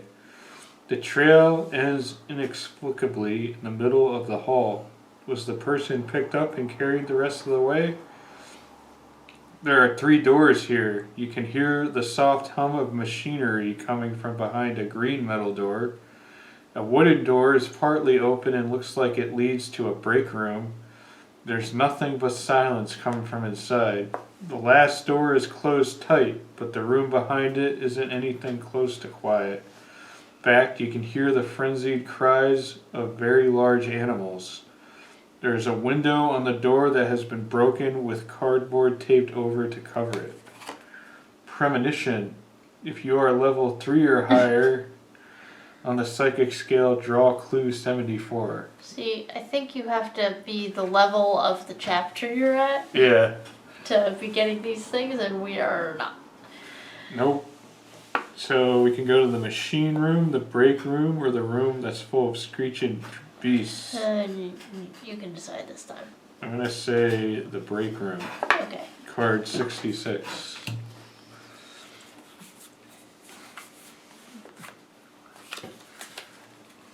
At first glance, this seems to be a perfectly ordinary office break room with a coffee machine, particle board tables, and uncomfortable plastic chairs. But on closer inspection, certain details seem off. An employee manual features a chimpanzee in casual business attire on the cover. Wow. And the workplace safety posters show chimps rather than humans lifting boxes and climbing ladders. Wow. It's like there was a chimpanzee playing a violin earlier. Yeah. There are 2 doors in this room other than the one you came in. A closed one labeled water closet. Isn't that what bathrooms are sometimes called in England? And an open one that leads into a completely dark tunnel that seems to have been dug straight into the earth. Free action. To take some coffee with you in a thermos you found, draw clue 59. Cool. Coffee's good.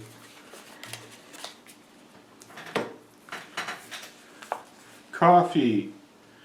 The extra focus provided by sudden boost of caffeine can give you a reroll on your next challenge. Discard to reroll a die roll. Keep this item. Finish story card 66. Alright, we can check out the water closet or the dark tunnel. I'm thinking the water closet. You just like checking out the bathrooms. Yeah. 76. Alright. 76. Or maybe it's a closet full of water. Maybe you open the door and it all comes out on you. You're glad to find a bathroom because honestly you really have to pee. It's good, yeah. You're less pleased when you open the door and discover that you're not dealing with a bathroom at all. This water closet is actually a closet completely filled with water. I was right. A wave crashes over you and slams the door behind you, quickly filling up the entire break room. The water just keeps coming and coming, way more than one little closet can hold. Eventually you drown. On the upside, at least you finally get to pee. There we are. Wow. The end. There was Move back 2 spaces on the psychic scale. Return to card 66. Guess we need to go down the dark tunnel. Yeah, dark tunnel is card 87. Our psychic powers are not doing good. No.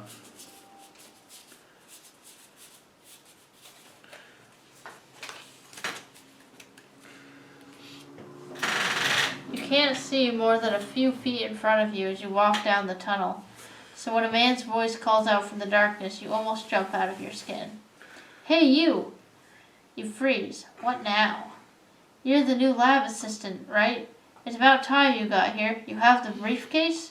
Ooh. Ooh. If you have clue 38, Right there. 38. we got it. 38. Give it to the mysterious stranger by discarding it and draw clue 62. 38. Yeah, that's interesting. Yeah.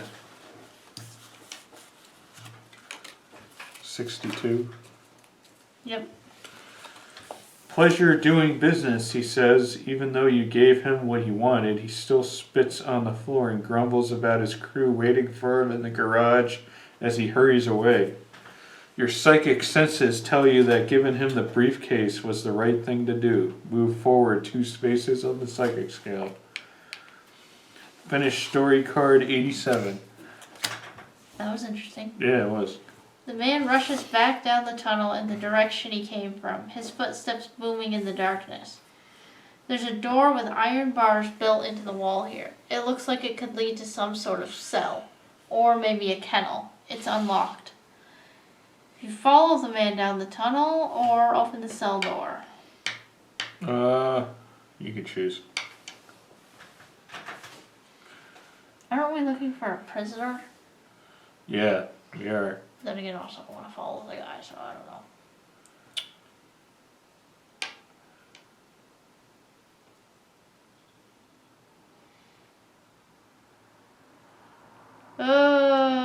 62. Let's open the cell door. Alright.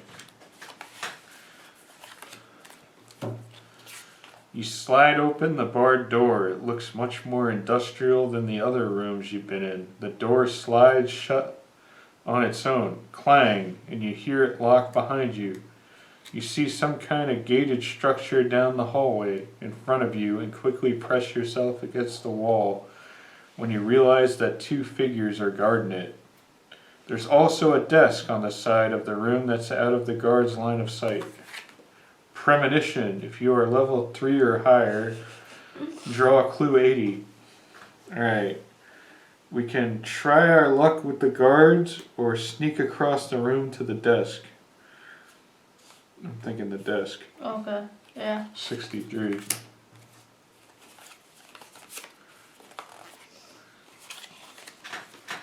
You make it to the desk unnoticed. The only thing here is a fancy new computer. It's a shiny beige box underneath a monitor that glows with rows of green text and a blinking command prompt. If you can manage to break through the computer security, you might find some useful information stored in its internal memory. So, optional challenge. We can search the computer for information. And if we are level 3, we get a booster. Oh man.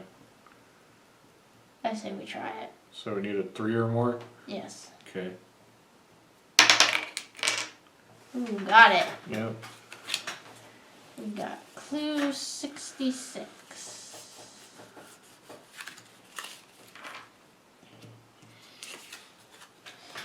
You can't crack the computer security, but then you notice an index card taped to the underside of the monitor. Written on the card is banana, kind of. The A's are @ symbols. Oh, okay. Maybe it's a password. Could this be the computer's password? You try it. Boop, it works. After a few seconds of poking around in some files, you learn that there's a very important prisoner being held in cell C. Cell C. Okay. Alright. The one way out of here is down a hall to a gate, which is guarded by 2 chimps.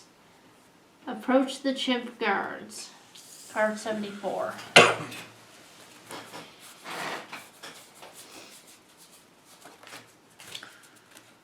Alright. The 2 guards are huge chimpanzees as tall as you are. They're walking upright, just like you are. They are wearing security guard uniforms, just like you are not. They notice this key difference. They attack. Required challenge. Battle the guards. Is it a fight? Yep, you can use the pocket knife. There you go. So we just need a 1. Anything but a 1, right? Yep. 6. Alright. Once you defeat the chimpanzee guards, you find that the gate will only open with electronic keycard. If you have clue 28 or 77, you open the gate. 28 or 77. Nope. Oh, If you do not have clue 28 or 77, read story card 88. we're stuck. Yeah.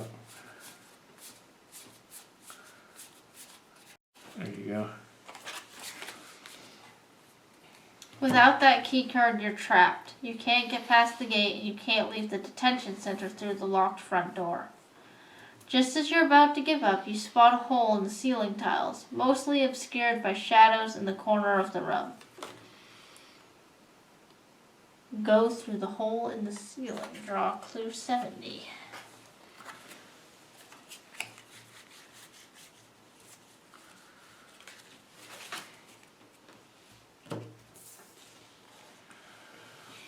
The hole opens up into a vertical shaft with haphazardly placed handholds like a climbing wall.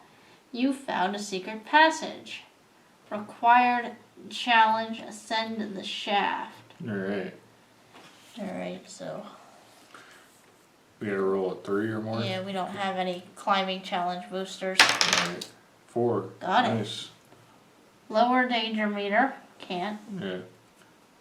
Clue 81.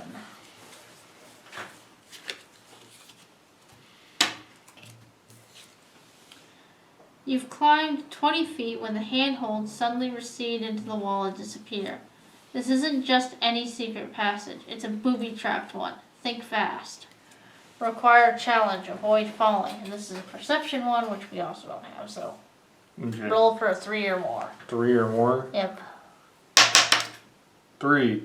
Just got it. Alright, lower danger meter, which we can't, and draw clue 78. Alright. It's like the passage between doesn't have a card. We have to. Yeah.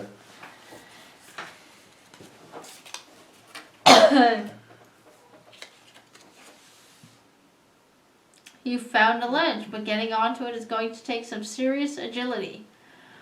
Require challenge. Get on the ledge, quick! Alright. 1. Oh, darn it. Uh-oh. Raise danger meter by 2, and Okay. try again. 3 or more. 6. Alright, we got it. Alright. Lower danger meter by 1. Alright. Clue 73. Are we out of the secret passage yet? We done with these challenges. There's a passageway carved into the stone wall here, but someone has piled up a bunch of rocks to block the entrance. Strength challenge. Require challenge. Move all the rocks. Would you like to roll or should I? Is that one of these? No, that's Oh, a fighting. okay. Strength is like an arm. Oh, it's an arm? Okay. Yeah. 3 or more? Yep. It's ridiculous. It's just gonna go like... Got it. Alright. 79. It's because we got ourselves stuck. Yeah. It's a hard secret passage to get through.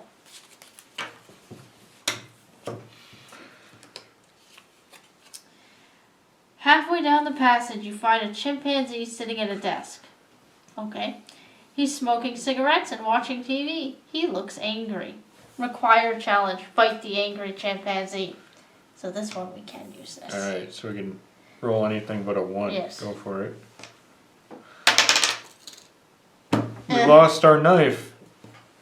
This is not good. No, it's not. And try again. So now we have to roll 4, 5, or 6. Wow. 2. 4, 5, or 6. You're up. 2. Okay. 5 or 6? Yep. 6. Got it. Over here. Oh my goodness.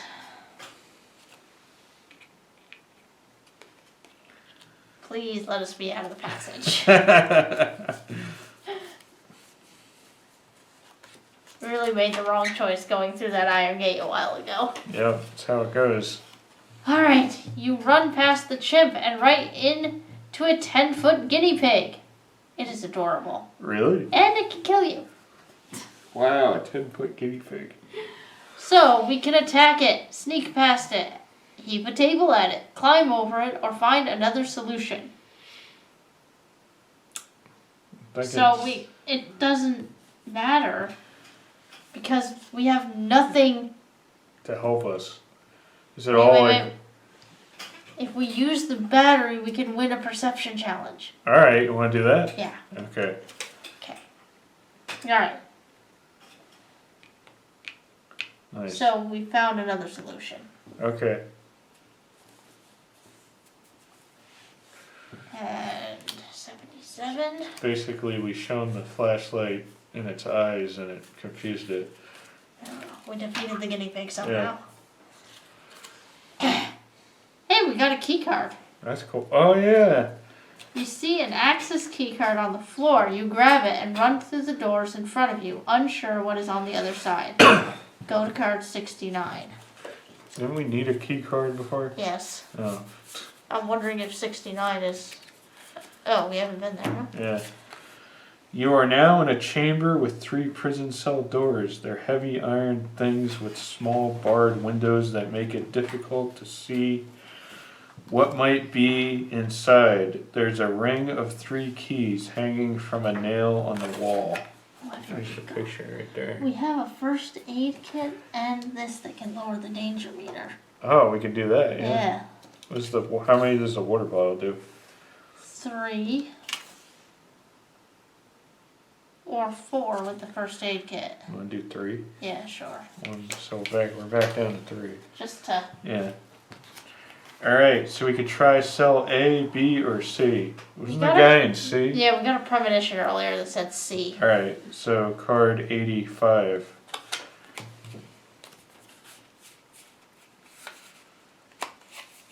That was a really bad tunnel. Yeah, it was. Someone sleeping on the cot in cell C with a thin blanket pulled over their face. You can wake the prisoner up so you can talk to him, attack him before he can attack you, or just tiptoe out of the cell. Let's talk to him. Yeah, clue 67.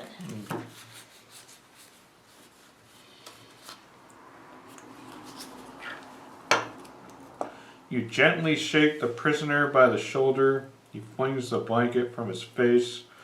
It's an exhausted looking man who's obviously relieved that someone has finally come to rescue him. Thank you, I'm Professor Marsden, he says. Marsden, you ask? Are you related to Henry Marsden?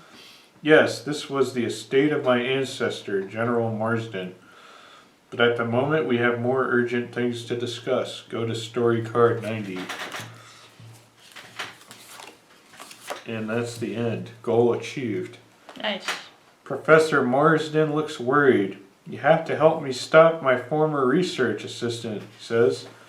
She's twisted our scientific research for evil. So she's responsible for all these chimps, you ask? Yes, he says, but there's something bigger afoot. I'm talking about the alien science. Marsden says he can provide all the answers you're looking for, but you should first make sure you're prepared to leave this section of the house behind. He can give you explicit directions to important locations if you think you might have missed anything. So we can, here. We were in the biochemistry lab.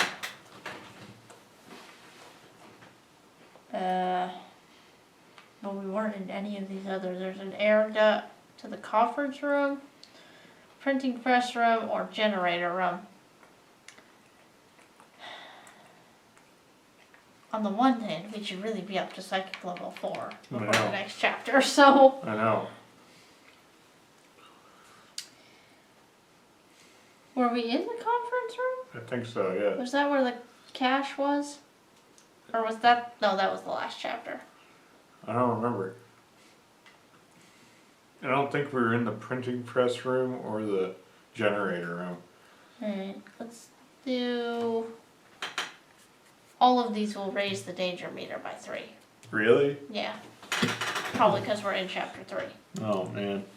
Although we could go up and then lower it again. That's true.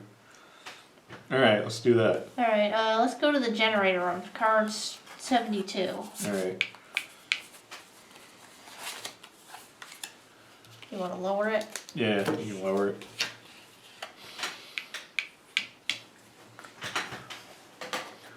The room is filled with generators of every shape and size, and they all look extremely unsafe. In fact, one of the older, larger ones has a huge crack in its casing, but it's still running, with irregular bursts of electricity arching from it to every nearby surface. You'd rather not get too close to it, but you'll have to if you want to investigate the door to a vault on the other side. The only other exit isn't a door at all, but a massive hole in the wall that leads into total darkness. As you feel around the dark for a light switch, you discover that the passageway isn't so much a hallway as a tunnel with rough walls that have been dug out of rock and soil. Well, here's the thing. Yeah, that thing. I was thinking So we of should that. probably avoid the vault Yeah. and go down the tunnel. Alright. Even though I'm tired of tunnels. Story card 87.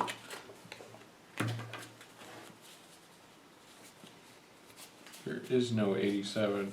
Probably already did it. Yeah. Let me see. Alright.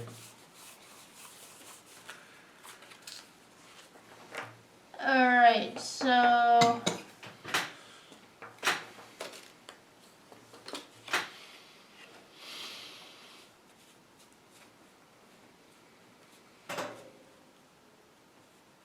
Okay, so that was the one where the guy, we gave the guy the briefcase, Okay.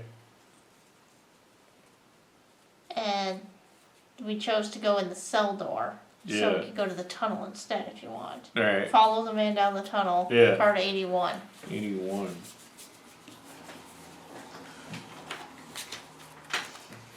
You find your way into a big automotive garage where dozens of unsavory characters are engaging in at least 37 different felonies. If nothing else, you have to admire their sheer industriousness. Hey, you're not the new lab assistant, somebody shouts. You're a trespasser. And you've seen too much, shouts another criminal. The criminals get into an argument about whether they should kill you with knives or drown you in a lake. The lake is too far, one criminal reminds his colleagues, so they agree to go with their first choice.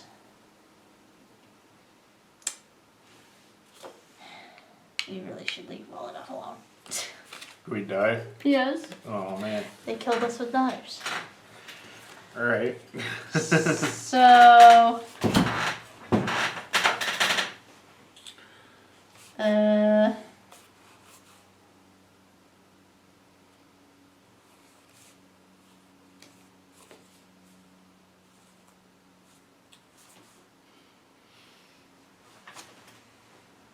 Okay, so we go through the barn door. Yep. So that leads us to 62. Okay, and then let's say 74, because we already did the desk and stuff. So we already beat up the guards. Yeah. But now we have a key card. Oh yeah. Okay, so what do we do with the key card? So with the key card, which is, if you have clue 28 or 77, we have 77. Mm-hmm. Go to 69. Did we already do 69? There is no 69. Yes, there is right here. Yeah, not here though. Alright, alright, so we're in this place with the 3 cells again. Oh, so we can pick another cell. So we can either, end or go into a different cell. Let's go in another cell, why not? A or B? B. 73. Cell B is empty. Search all you want. There's nothing here. Go to cell A or cell C. I wonder if we die if we go in the other cell. Let's just end it. Go to chapter 4. Yeah, Alright. now that we're totally, screwed. We should have just stayed where we were. We don't Yeah. know any better. That's how it goes. We make bad choices. Chapter 4.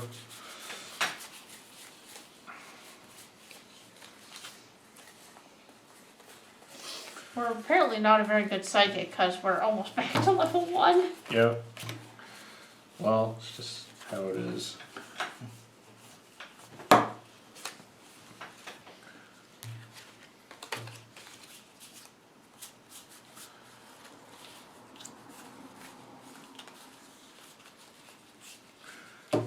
Okay. Chapter 4.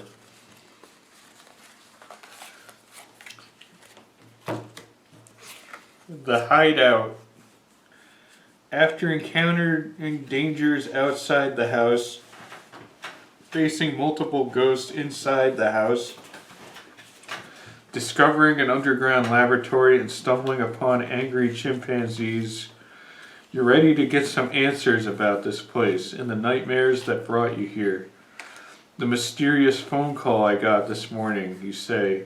It wasn't you, was it? Phone call? What phone call? Wait, it couldn't have found a way to access the phone lines, could it? Professor Marsden's eyes go wide. Then he sees the look on your face and shakes his head.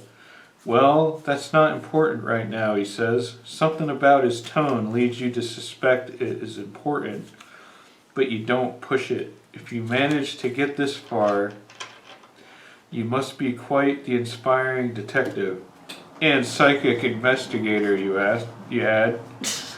You go on to tell him about the reoccurring nightmares that drove you to delve into this whole bizarre mystery. Nightmares, he asks. Fascinating. If your dreams mean what I think they do, then I'm glad you're here. I can explain more later.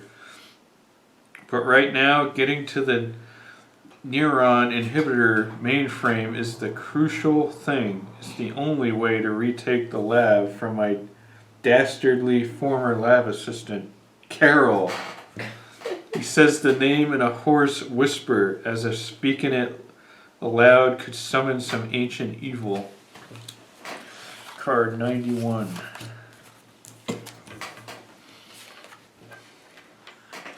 Together we discovered a source of technology far beyond anything this world has ever seen.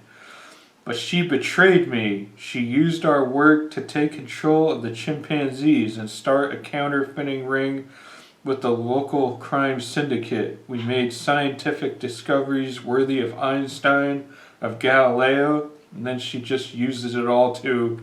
He trails off. Sorry, I've been locked in here so long that I've forgotten my manners. Now that you've freed me, I can open a secret passage for you that will lead to the neuron inhibitor mainframe. It will take you through the area where our most experimental work was being conducted. Be careful, it can get dangerous in there. It's just me who's going, you ask, with fear in your voice. Yes, he says, I'll need to monitor your progress from the operations room, where I have access to the security system. Here, use this earpiece so we can communicate. Draw clue 91 to discover your goal.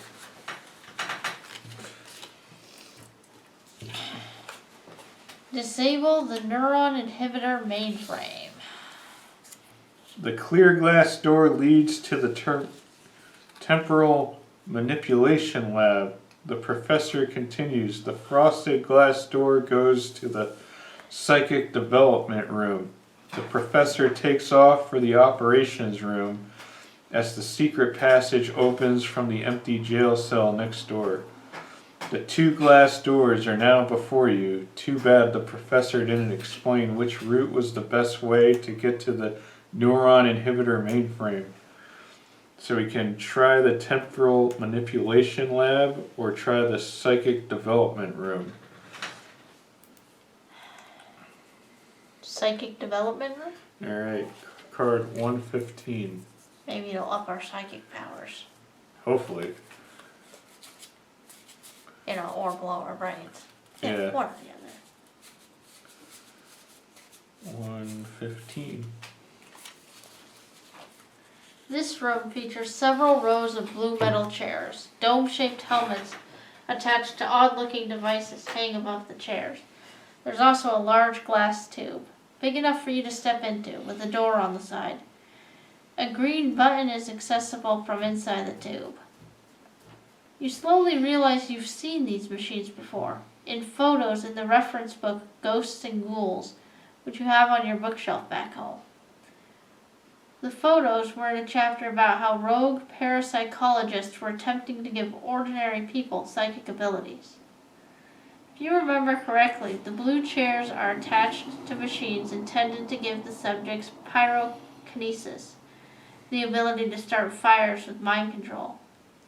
The large glass tube is an energizing chamber that gives people telekinesis, the ability to move objects with one's mind. Both seem ready to go. A metal stairwell on the far side of the room leads to some sort of observation booth, which overlooks the room you're in, and possibly others. So, we could sit in the pyrokinesis chairs, we can enter the telekinesis energizing chamber, or we can skip the weird equipment and go to the observation booth. Let's do the second one. The telekinesis energizing chamber? Yeah. 106.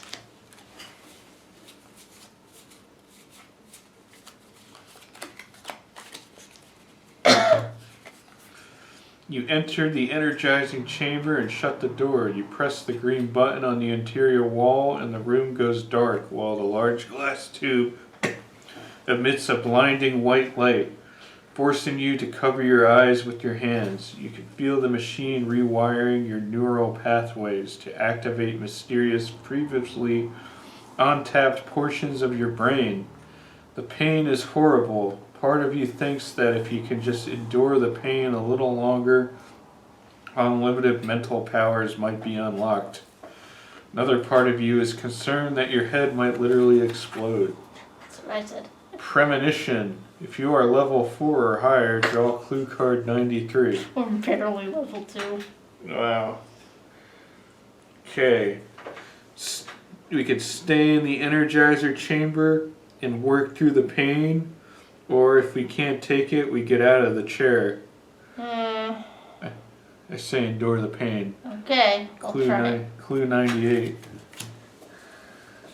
Our brain might explode. Yep.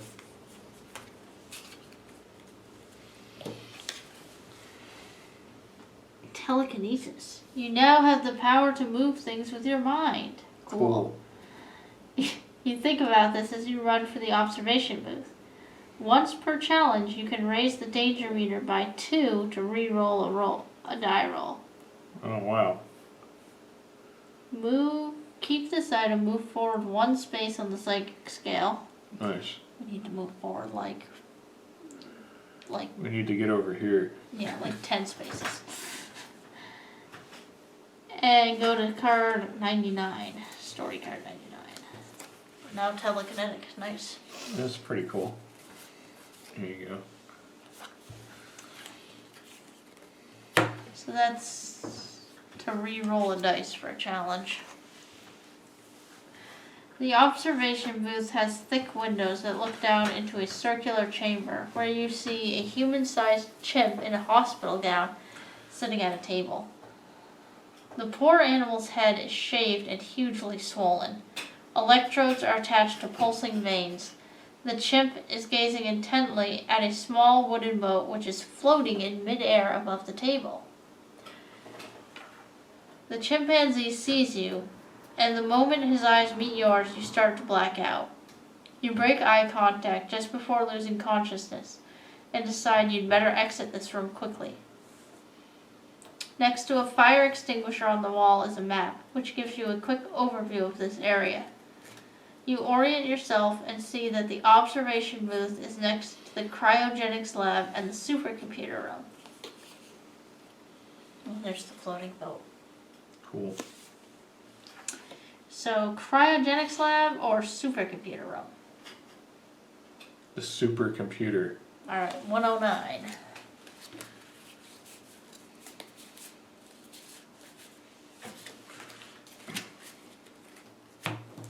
As soon as you enter the room, the computer lights up. Present your credentials, a digital voice demands. It must be the computer. You mutter something about being the new lab assistant. I judge that to be false. You have come here seeking answers. My memory banks contain all the information you desire, but access is forbidden. You don't see a keyboard, so apparently voice commands are the only way to interact with this thing. Unless, of course, you can best me in a competition of my choosing. The computer continues. Be wary, human. No flesh creature has ever defeated me in my limitless mind. Free action. If you agree to compete with the supercomputer, draw clue 97. Should we compete with them? It's a free action. Why not? 97.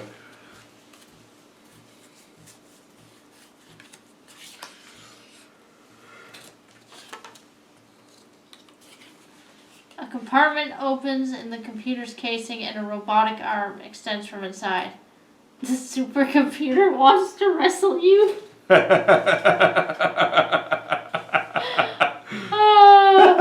It's a strength challenge. Alright, Required challenge. Arm wrestle the supercomputer. there we go. So we just need a 3 or higher. 3 or higher. Hey, we it. got it. Draw clue 102. We arm wrestled the computer. And you would have thought it'd been a mental challenge.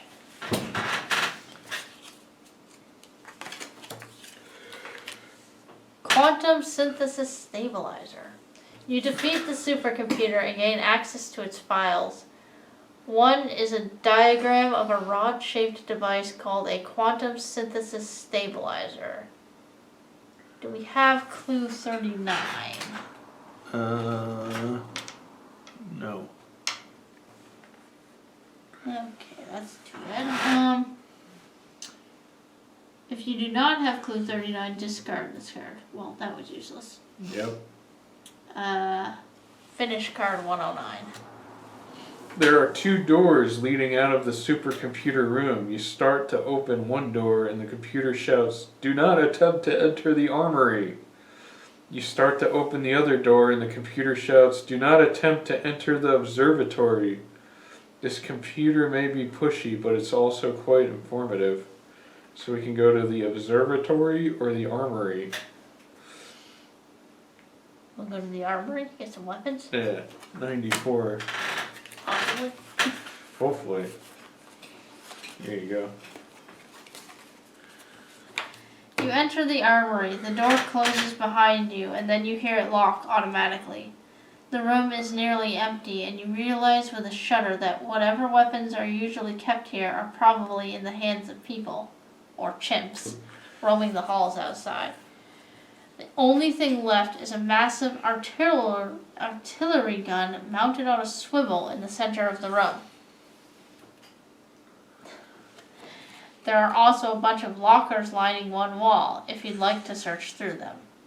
Weren't lockers on the thing? Yeah, Yeah. that's an optional challenge, so Yeah, I let's think we skip should that. not do that.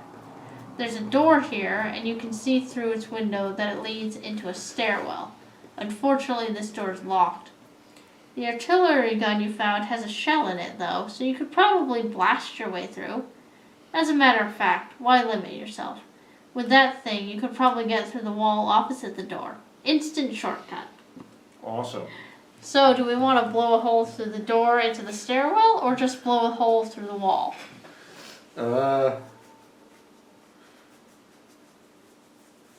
I said let's shoot the wall. Yeah, right. 97. Just for fun. Just cause destruction and mayhem. You carefully navigate stray chunks of masonry and find yourself in a laboratory. There's a closet-sized metal box here, big enough for you to get into, connected to a computer terminal. Some notes you find scattered on the desktop contains terms like DNA coding unit and cellular replicator. You know what this thing is for. Clones. It makes clones. You're sure of it. Well, 90% sure.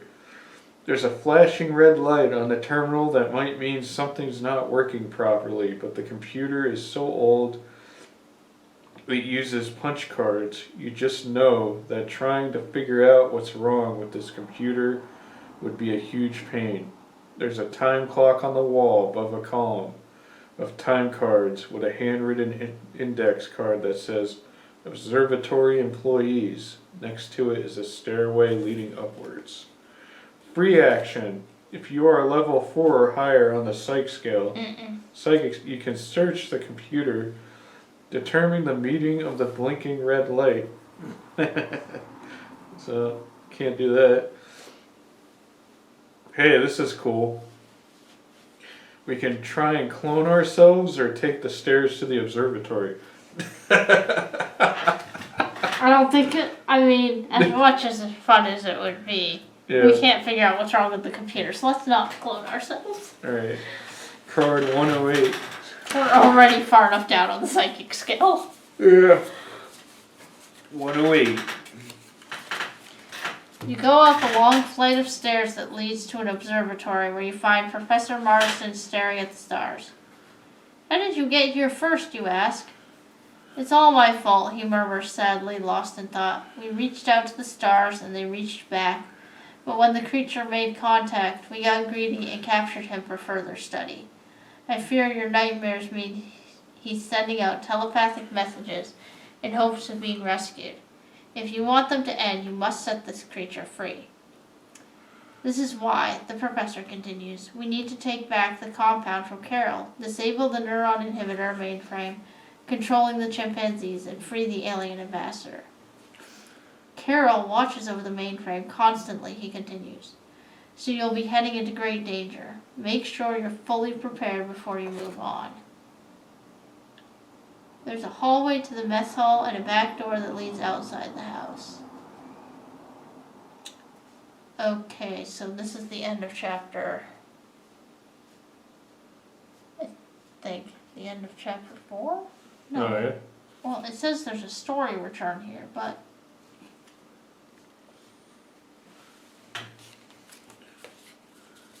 I don't know, did I give you the wrong card? No. Oh. We're just...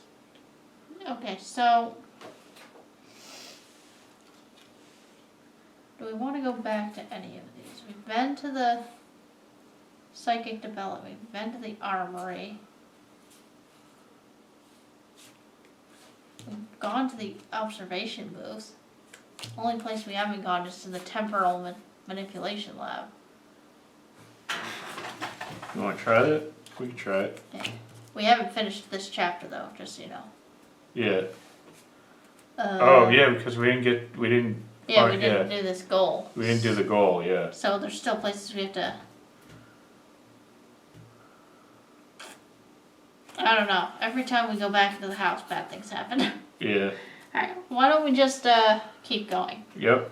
We can go to the mess hall or leave the house. Mess hall. Okay, 119.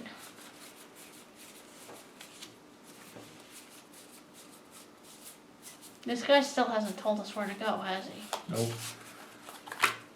He's just, You must go here and stop her. Well, how do we get there? The mess hall is filled with long metal tables and ugly plastic chairs. Judging by the sheer volume of rotting banana peels piled into overflowing trash cans, you guess that it's mostly used by chimpanzees. Chimpanzees who don't compost. The room has high ceilings and you can see an area on the next level with a railed balcony that overlooks the room. There might be something interesting up there, but you'll have to climb to find out. There's also a door that leads to the pantry in which you see a cupboard. Optional challenge. Climb to the overlook. Or we can... That would be a climbing challenge. Or we can check out the pantry by going to story card 102. Let's try climbing. Our danger meter's still pretty low. Alright. 3 or higher. 5. Okay. Alright. Go to lower danger meter by 3 and go to story card 111.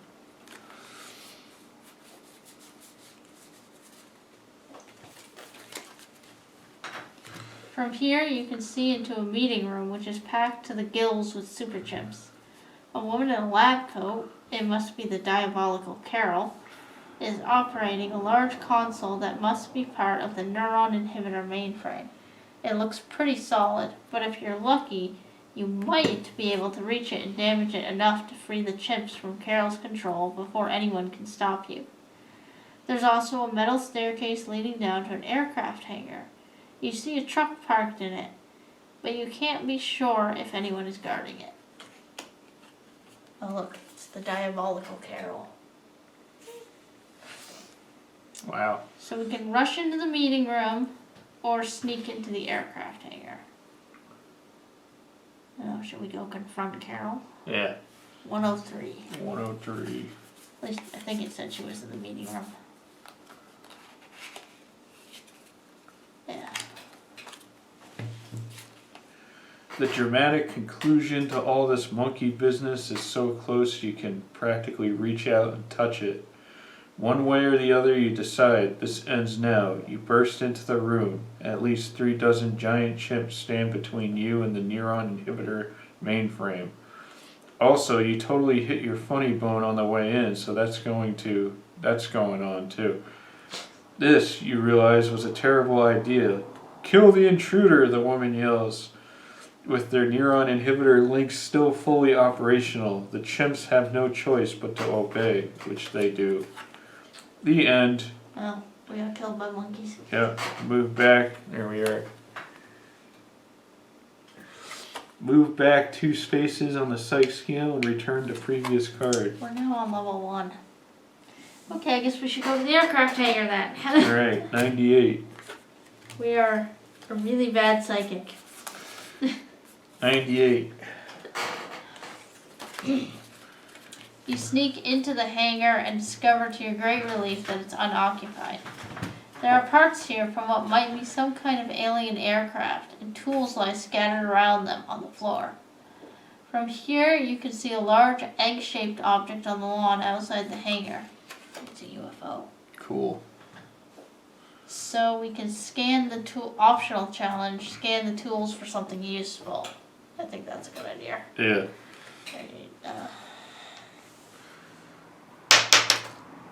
Got it. Clue 89. A tear gas gun. That's good. You find a small gun that fires tear gas. Neato. Neato.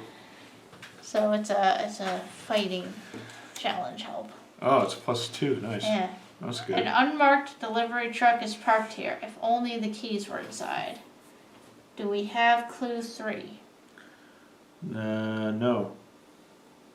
Alright, if you do not have clue 3, take a look at the egg ship by going to card 114. 114.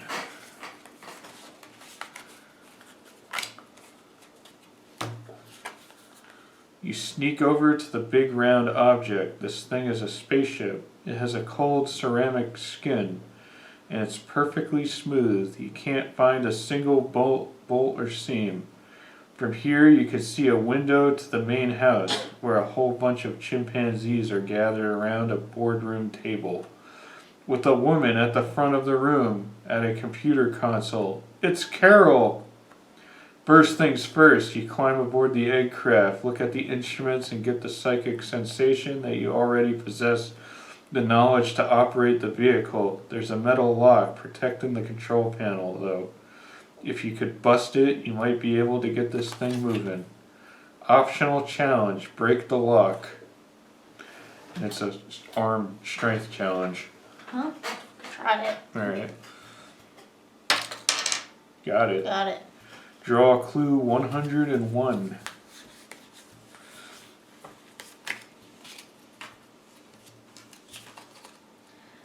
Through brute force, you managed to break the lock, but you damaged the ship's controls in the process. Great. You're tossed from the cockpit as the vehicle lurches a few inches into the air and rockets across the lawn, straight toward the room full of chimpanzees. Card 107. 107.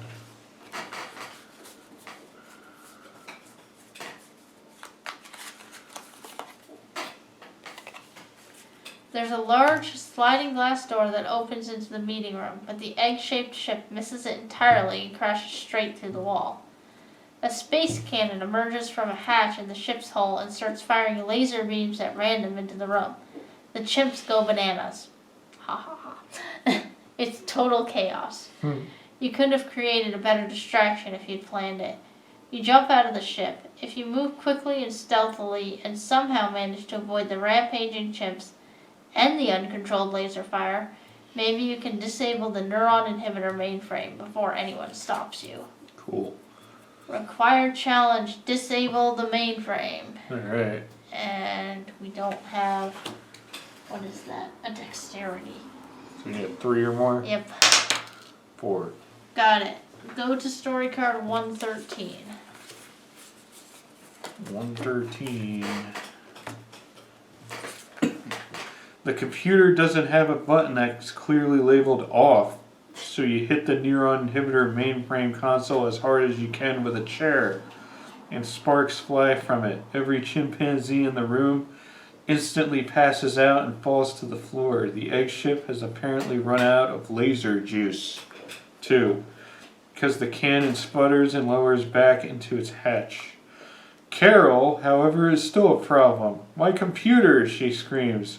My chimpanzees. My meeting room wall. Who even are you? She flies at you in a rage. She definitely wants to kill you, and she seems to be giving it everything she's got. Required challenge. Knock out the dastardly Carol. Is it a fighting cat challenge? Yep. Nice. So we just need to not roll a 1. Yeah, here's her glasses and her eyes. Try and knock her out with the tear gas gun. Got it. Nice. Card number 105. That's it. Chapter 4 goal achieved. You've thwarted Carol's evil plot, freed a whole mansion full of super intelligent chimpanzees, and broken up a counterfeiting ring. On top of that, you've helped Professor Marsden win back control of his lab. Now he'll have plenty of time to consider the implications of his blind pursuit of knowledge and devote the rest of his career to making things right again. All that's left to do now is bask in your supreme triumph. You sit in Carol's chair, lean back, and put your feet up on what remains of the meeting room table, confident that your job here is done. Or is it? Nice. Go to story card 120. 120. There we go. An alarm sounds and about 50 lights on the neuron inhibitor mainframe console starts blinking. Professor Marsden comes running into the room. Oh no, he mutters under his breath. That thing's probably just malfunctioning, you say. I really did a number on it. You both jolt back as a strange booming voice comes from a speaker on the neuron inhibitor mainframe console. The full force of the Chrysalic Armada is upon you, it says. We demand the release of our ambassador. Although we hate violence, we will reduce your entire planet to galactic rubble if you do not obey us. The significance of this moment hits you. You've just heard the words of an actual alien life form. The professor is as pale as a ghost. Let's release the alien, you say. That's what we were planning to do anyway, right?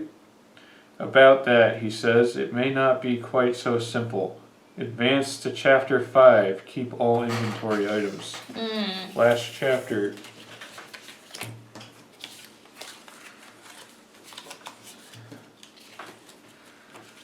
Alright. Here's the inventory. Chapter 5.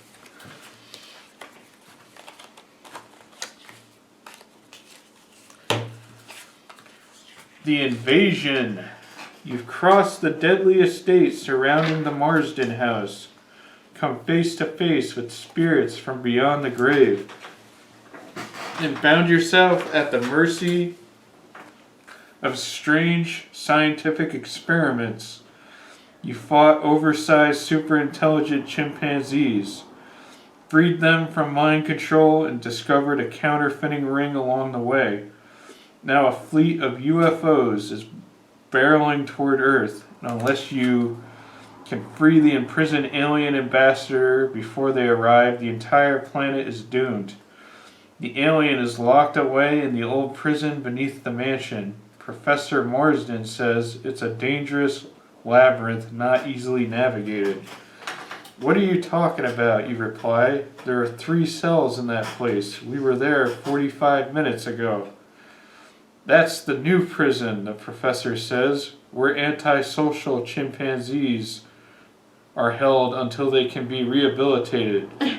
The entire compound is built over the ruins of an old prison which burned down more than a century ago. My great-great-great-grandfather was the warden. You remember your strange, out-of-body visions in the elevator and the deep sense of foreboding that came with them? We should never have put him down.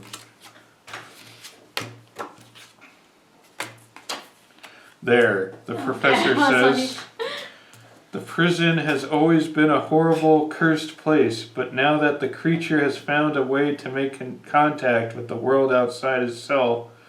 Wait a second, you say. This alien ambassador isn't just responsible for my nightmares, is he? The alien was the one who called me this morning.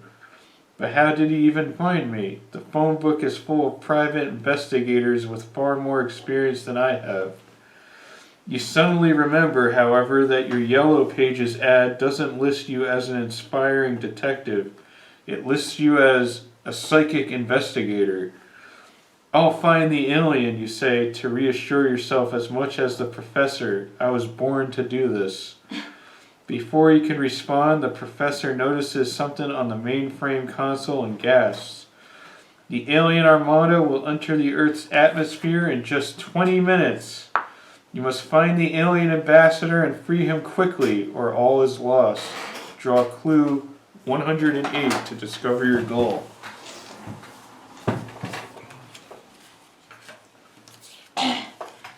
Release the alien ambassador and attempt to save planet Earth. Alright.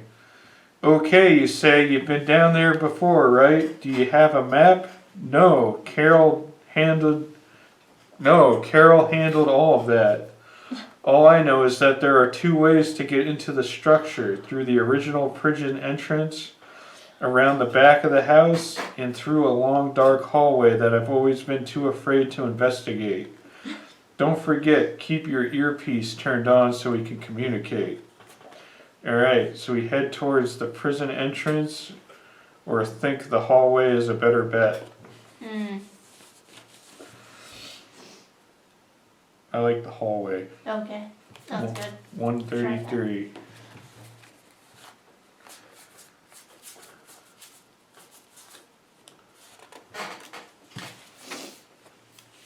After 50 yards, the hallway connects to an older passageway with walls of crumbling brick. You wonder why Professor Marsden built an entirely new underground laboratory when he could have simply renovated the old prison structure. Soon the answer presents itself. It's because the entire place is utterly infested with ghosts. Oh man. A spectral figure in a black and white striped uniform floats toward you. He probably died when the prison burned down because he's on fire. Does ghost fire burn living people the way normal fire does? The spirit attacks, so you're about to find out. Required challenge, fight the flaming ghost. Alright. If you have card 58, which I don't think we do. Nope. That's probably if we got the firepower. Oh but yeah. we got the telekinesis. Yeah. Because if we have card 58, we win automatically. Oh wow. Alright, so... Well, we have this to help. I don't know if tear gas helps with a ghost, but we can try. Roll. Anything but a 1? Yep. Okay. Alright. Move forward 2 spaces. Nice. We're at level 2. Yep. We should be on level 5, but Yeah. you know. From here, you can leave the room through a rotting wooden door or a hole in the brick wall that leads to a tunnel. door or hole in the wall? Hole in the wall. Okay, 142.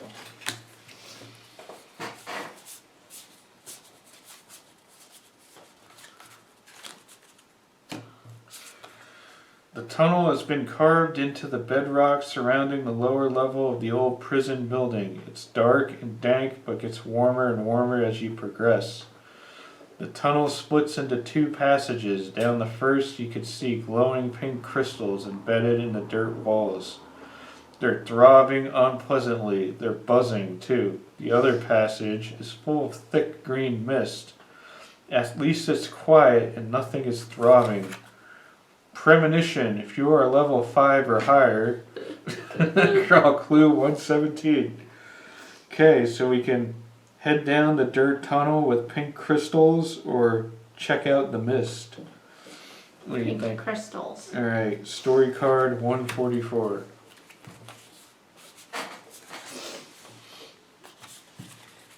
As you move through the crystal tunnel, the droning buzz gets louder and louder till you feel like your head's about to explode. You try to turn back the way you came, but the constant, overwhelming noise disorients you, and you stumble further into the din. Then your head actually does explode. Really? So at least you weren't just worrying over nothing. The end. There's our head exploding. Wow. So we gotta check the mist out, I guess. Right. And 129. look, we're back to level 1. Alright. 129, checking the mist out. At least we weren't worried over nothing. Yeah, the green mist smells awful and you start to choke as soon as you get a lungful. You quickly become dizzy, but just as you're about to collapse, you feel someone slide their arm around your shoulders. They support you and help you walk forward. The mist dissipates when you reach the far side of the tunnel, and you look up to see a ghostly figure in a prisoner's uniform, smiling at you gently as he fades from sight. The fog still burns in your lungs, but the ghost just saved your life. From here you can see a ladder that goes up to what appears to be a watchtower. There is also a broken section of wall that opens into another room. Premonition, if you are level 5 or higher, draw clue 120. This is the guy that's helping us. Right there. Nice. Okay, so we can climb up to the watchtower or climb through the broken wall. Watchtower? Alright. Maybe we can see what's going on. 1, Or 3, it'll break 4. and we'll fall to our death, you know. Yep. One of the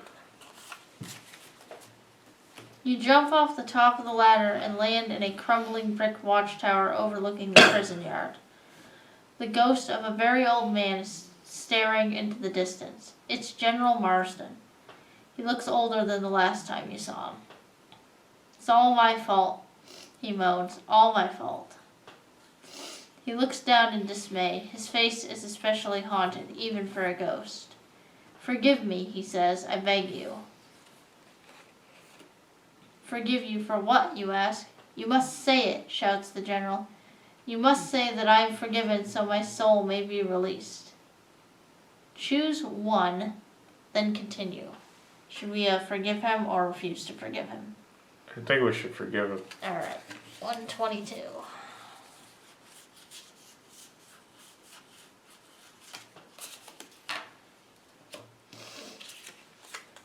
Thank you, the ghost moans. Thank you. In a flash of light, he's gone. If you knew that getting rid of these things was that easy, you would have been forgiving ghosts left and right. Move forward 2 spaces. Nice. Finish story card 134. From here, you can see 2 paths out of this section of the prison. One leads into a group of cells, and the other is a hole in the ground that glows with a strange light. So, cell block or glowing hole? Like, I don't know. Is the alien locked in a cell, or is it in a hole in the ground and that's why the hole's glowing? Yeah, well, let's try the cell. 138. 138.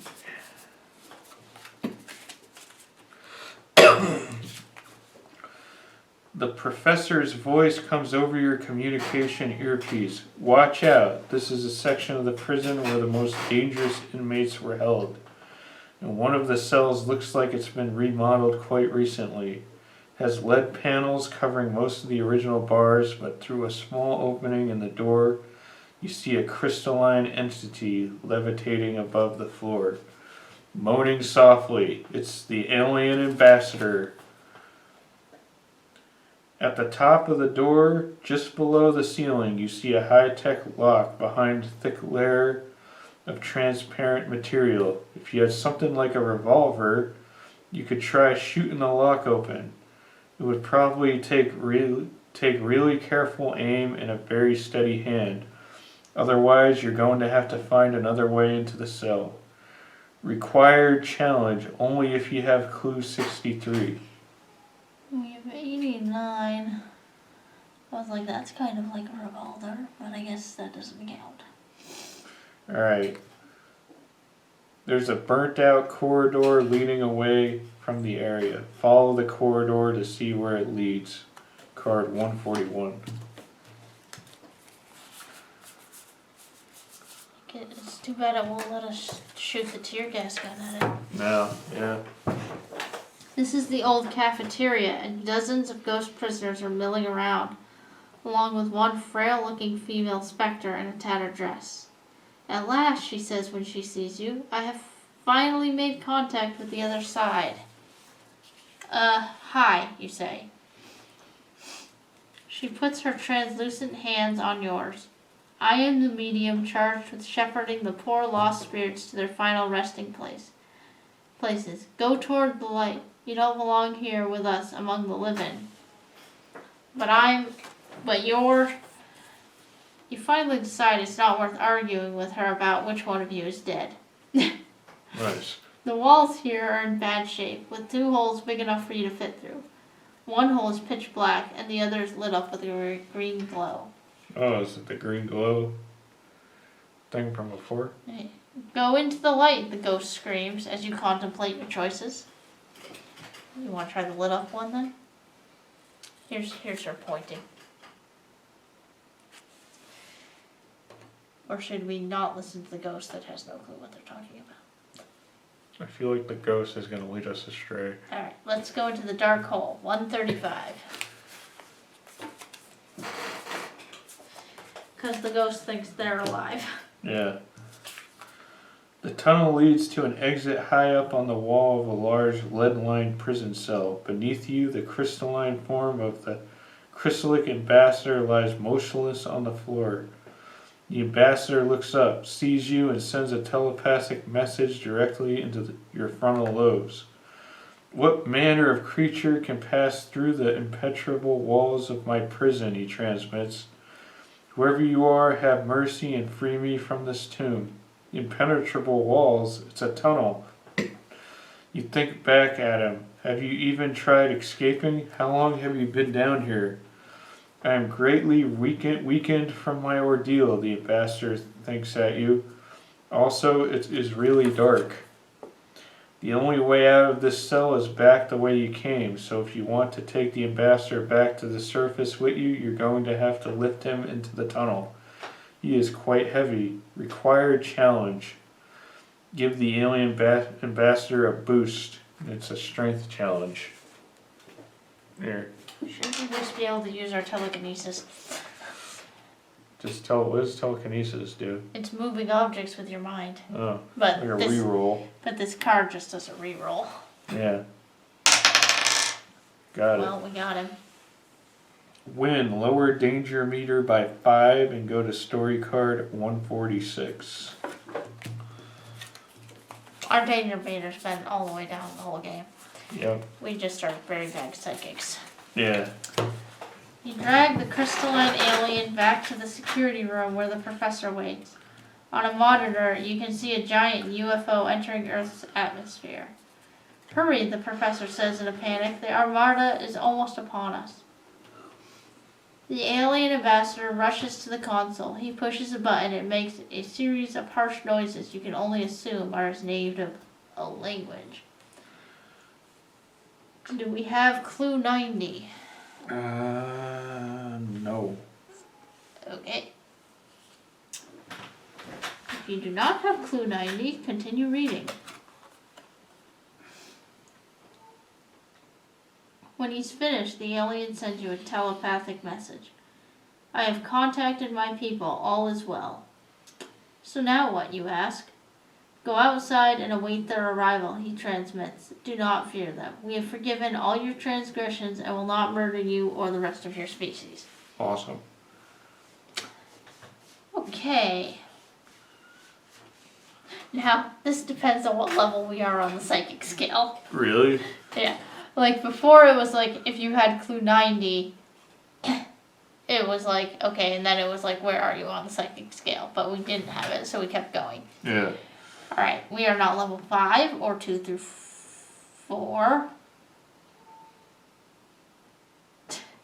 It's funny, it's like if you're level 5, go to this card. If you're level 2 through 4 and think something fishy is going on, do this. If you're level 2 through 4 and think something, and trust the ambassador, do this.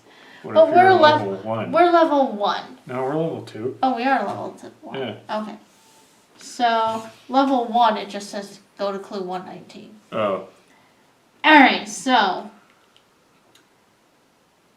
if we think something's fishy and demand more answers, or we trust the ambassador and wait for the fleet's arrival. No, man. I don't trust him. I think Yeah. he's mad. Yeah. So we're gonna demand more answers. 140. 140.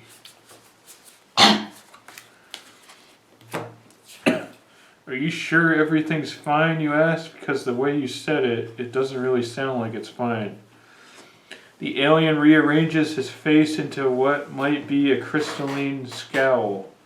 Fine, fine. Do you mean to ask whether it's fine that I was locked in a dungeon for years while your people tore my ship to pieces and stole technology you're not advanced enough to use or understand? Now that I think about it, your entire planet will die for your crimes, but the two of you in particular will truly suffer. The ambassador lunges at you. Required challenge. Fight the alien ambassador. With strength. With this one here, fighting. Oh. Okay. Maybe we shouldn't have asked him. Yeah. Okay. Hey, we won. Yeah. Story card 147. I don't know if that's a good thing or not. We'll see. You rush outside with the professor. Just as a massive fleet of crystalline flying saucers descends through the clouds. If only I had finished assembling my doomsday device, the professor laments. Wait a sec, you say. You were working on a doomsday device? Well, technically it's a defense against doomsday devices. But if you point it the wrong way, it will definitely blow up the planet. You really need to remember to point it the right way. The largest of the alien ships stops above the manor and hovers in midair. But it's all for nothing, the professor continues. Without my Valiance conduction capacitor, my quantum synthesis stabilizer, and my hypersonic isotropic resonator, all is lost. Okay, do we have clues 92, 96, and 102? No. We have none of those, do we? No. I was like hoping some of those were them. Yeah. Okay. Draw clue 113. Oh, here's a picture of the alien invasion. Cool. I was like, what are all those for then? No. Other stuff? Different stories. Yeah. The professor rummages through your stuff, wasting precious time. Raise danger meter by 6. 1, 2, 3, 4, 5, 6. Wow. Go to card 143. 143? Yep. Okay. There's nothing we can do to stop them, the professor says, eyes wide. Earth is doomed. He glances at an egg ship parked out on the lawn. Your eyes follow his. Instinctively, you both make a mad dash for the ship as the UFOs begin firing lasers down from above. This thing needs much more fuel if we're going to leave Earth's gravity, the professor says once you're both inside. He frantically empties his pockets into an open compartment on the ship's dashboard as the ground outside the craft begins to buckle. Quick, throw everything you've got into the fusion reactor. Okay, if we have 12 or more clues with the phrase keep this item in your inventory, go to story card 151. If you have fewer than 12 clues with the phrase keep this item in inventory, go to story card 152.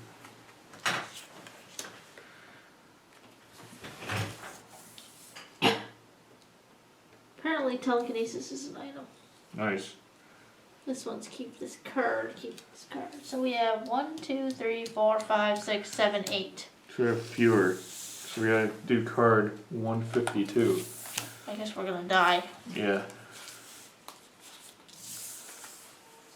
There we go. 152. Goal achieved. That'll have to do, the professor says. Strap yourself in. This will be a bumpy ride. That turns out to be an understatement. The egg ship blasts into the stratosphere, shaking so hard as it gains altitude that you're afraid it will splinter into pieces around you. We don't have enough energy to break free from the planet's gravity, the professor screams, engaging the FTL drive. He flips up a little plastic cover on the console to reveal a button. A piece of masking tape under it has the handwritten words, "Faster than light drive," on it. The professor pushes the button. The lights go out in the cockpit. The engines make a low grinding sound as they sputter and shut down. Your ship falls like a brick, but before you have a chance to crash into the ground, the entire Earth detonates, and you're engulfed in a gargantuan, planet-wide explosion. The end. Game over.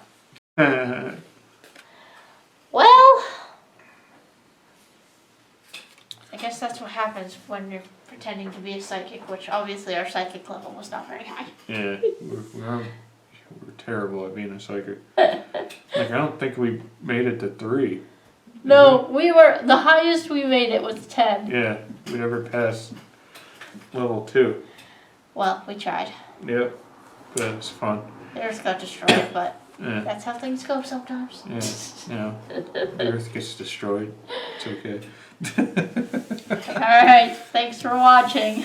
Please like and subscribe, and leave us a comment.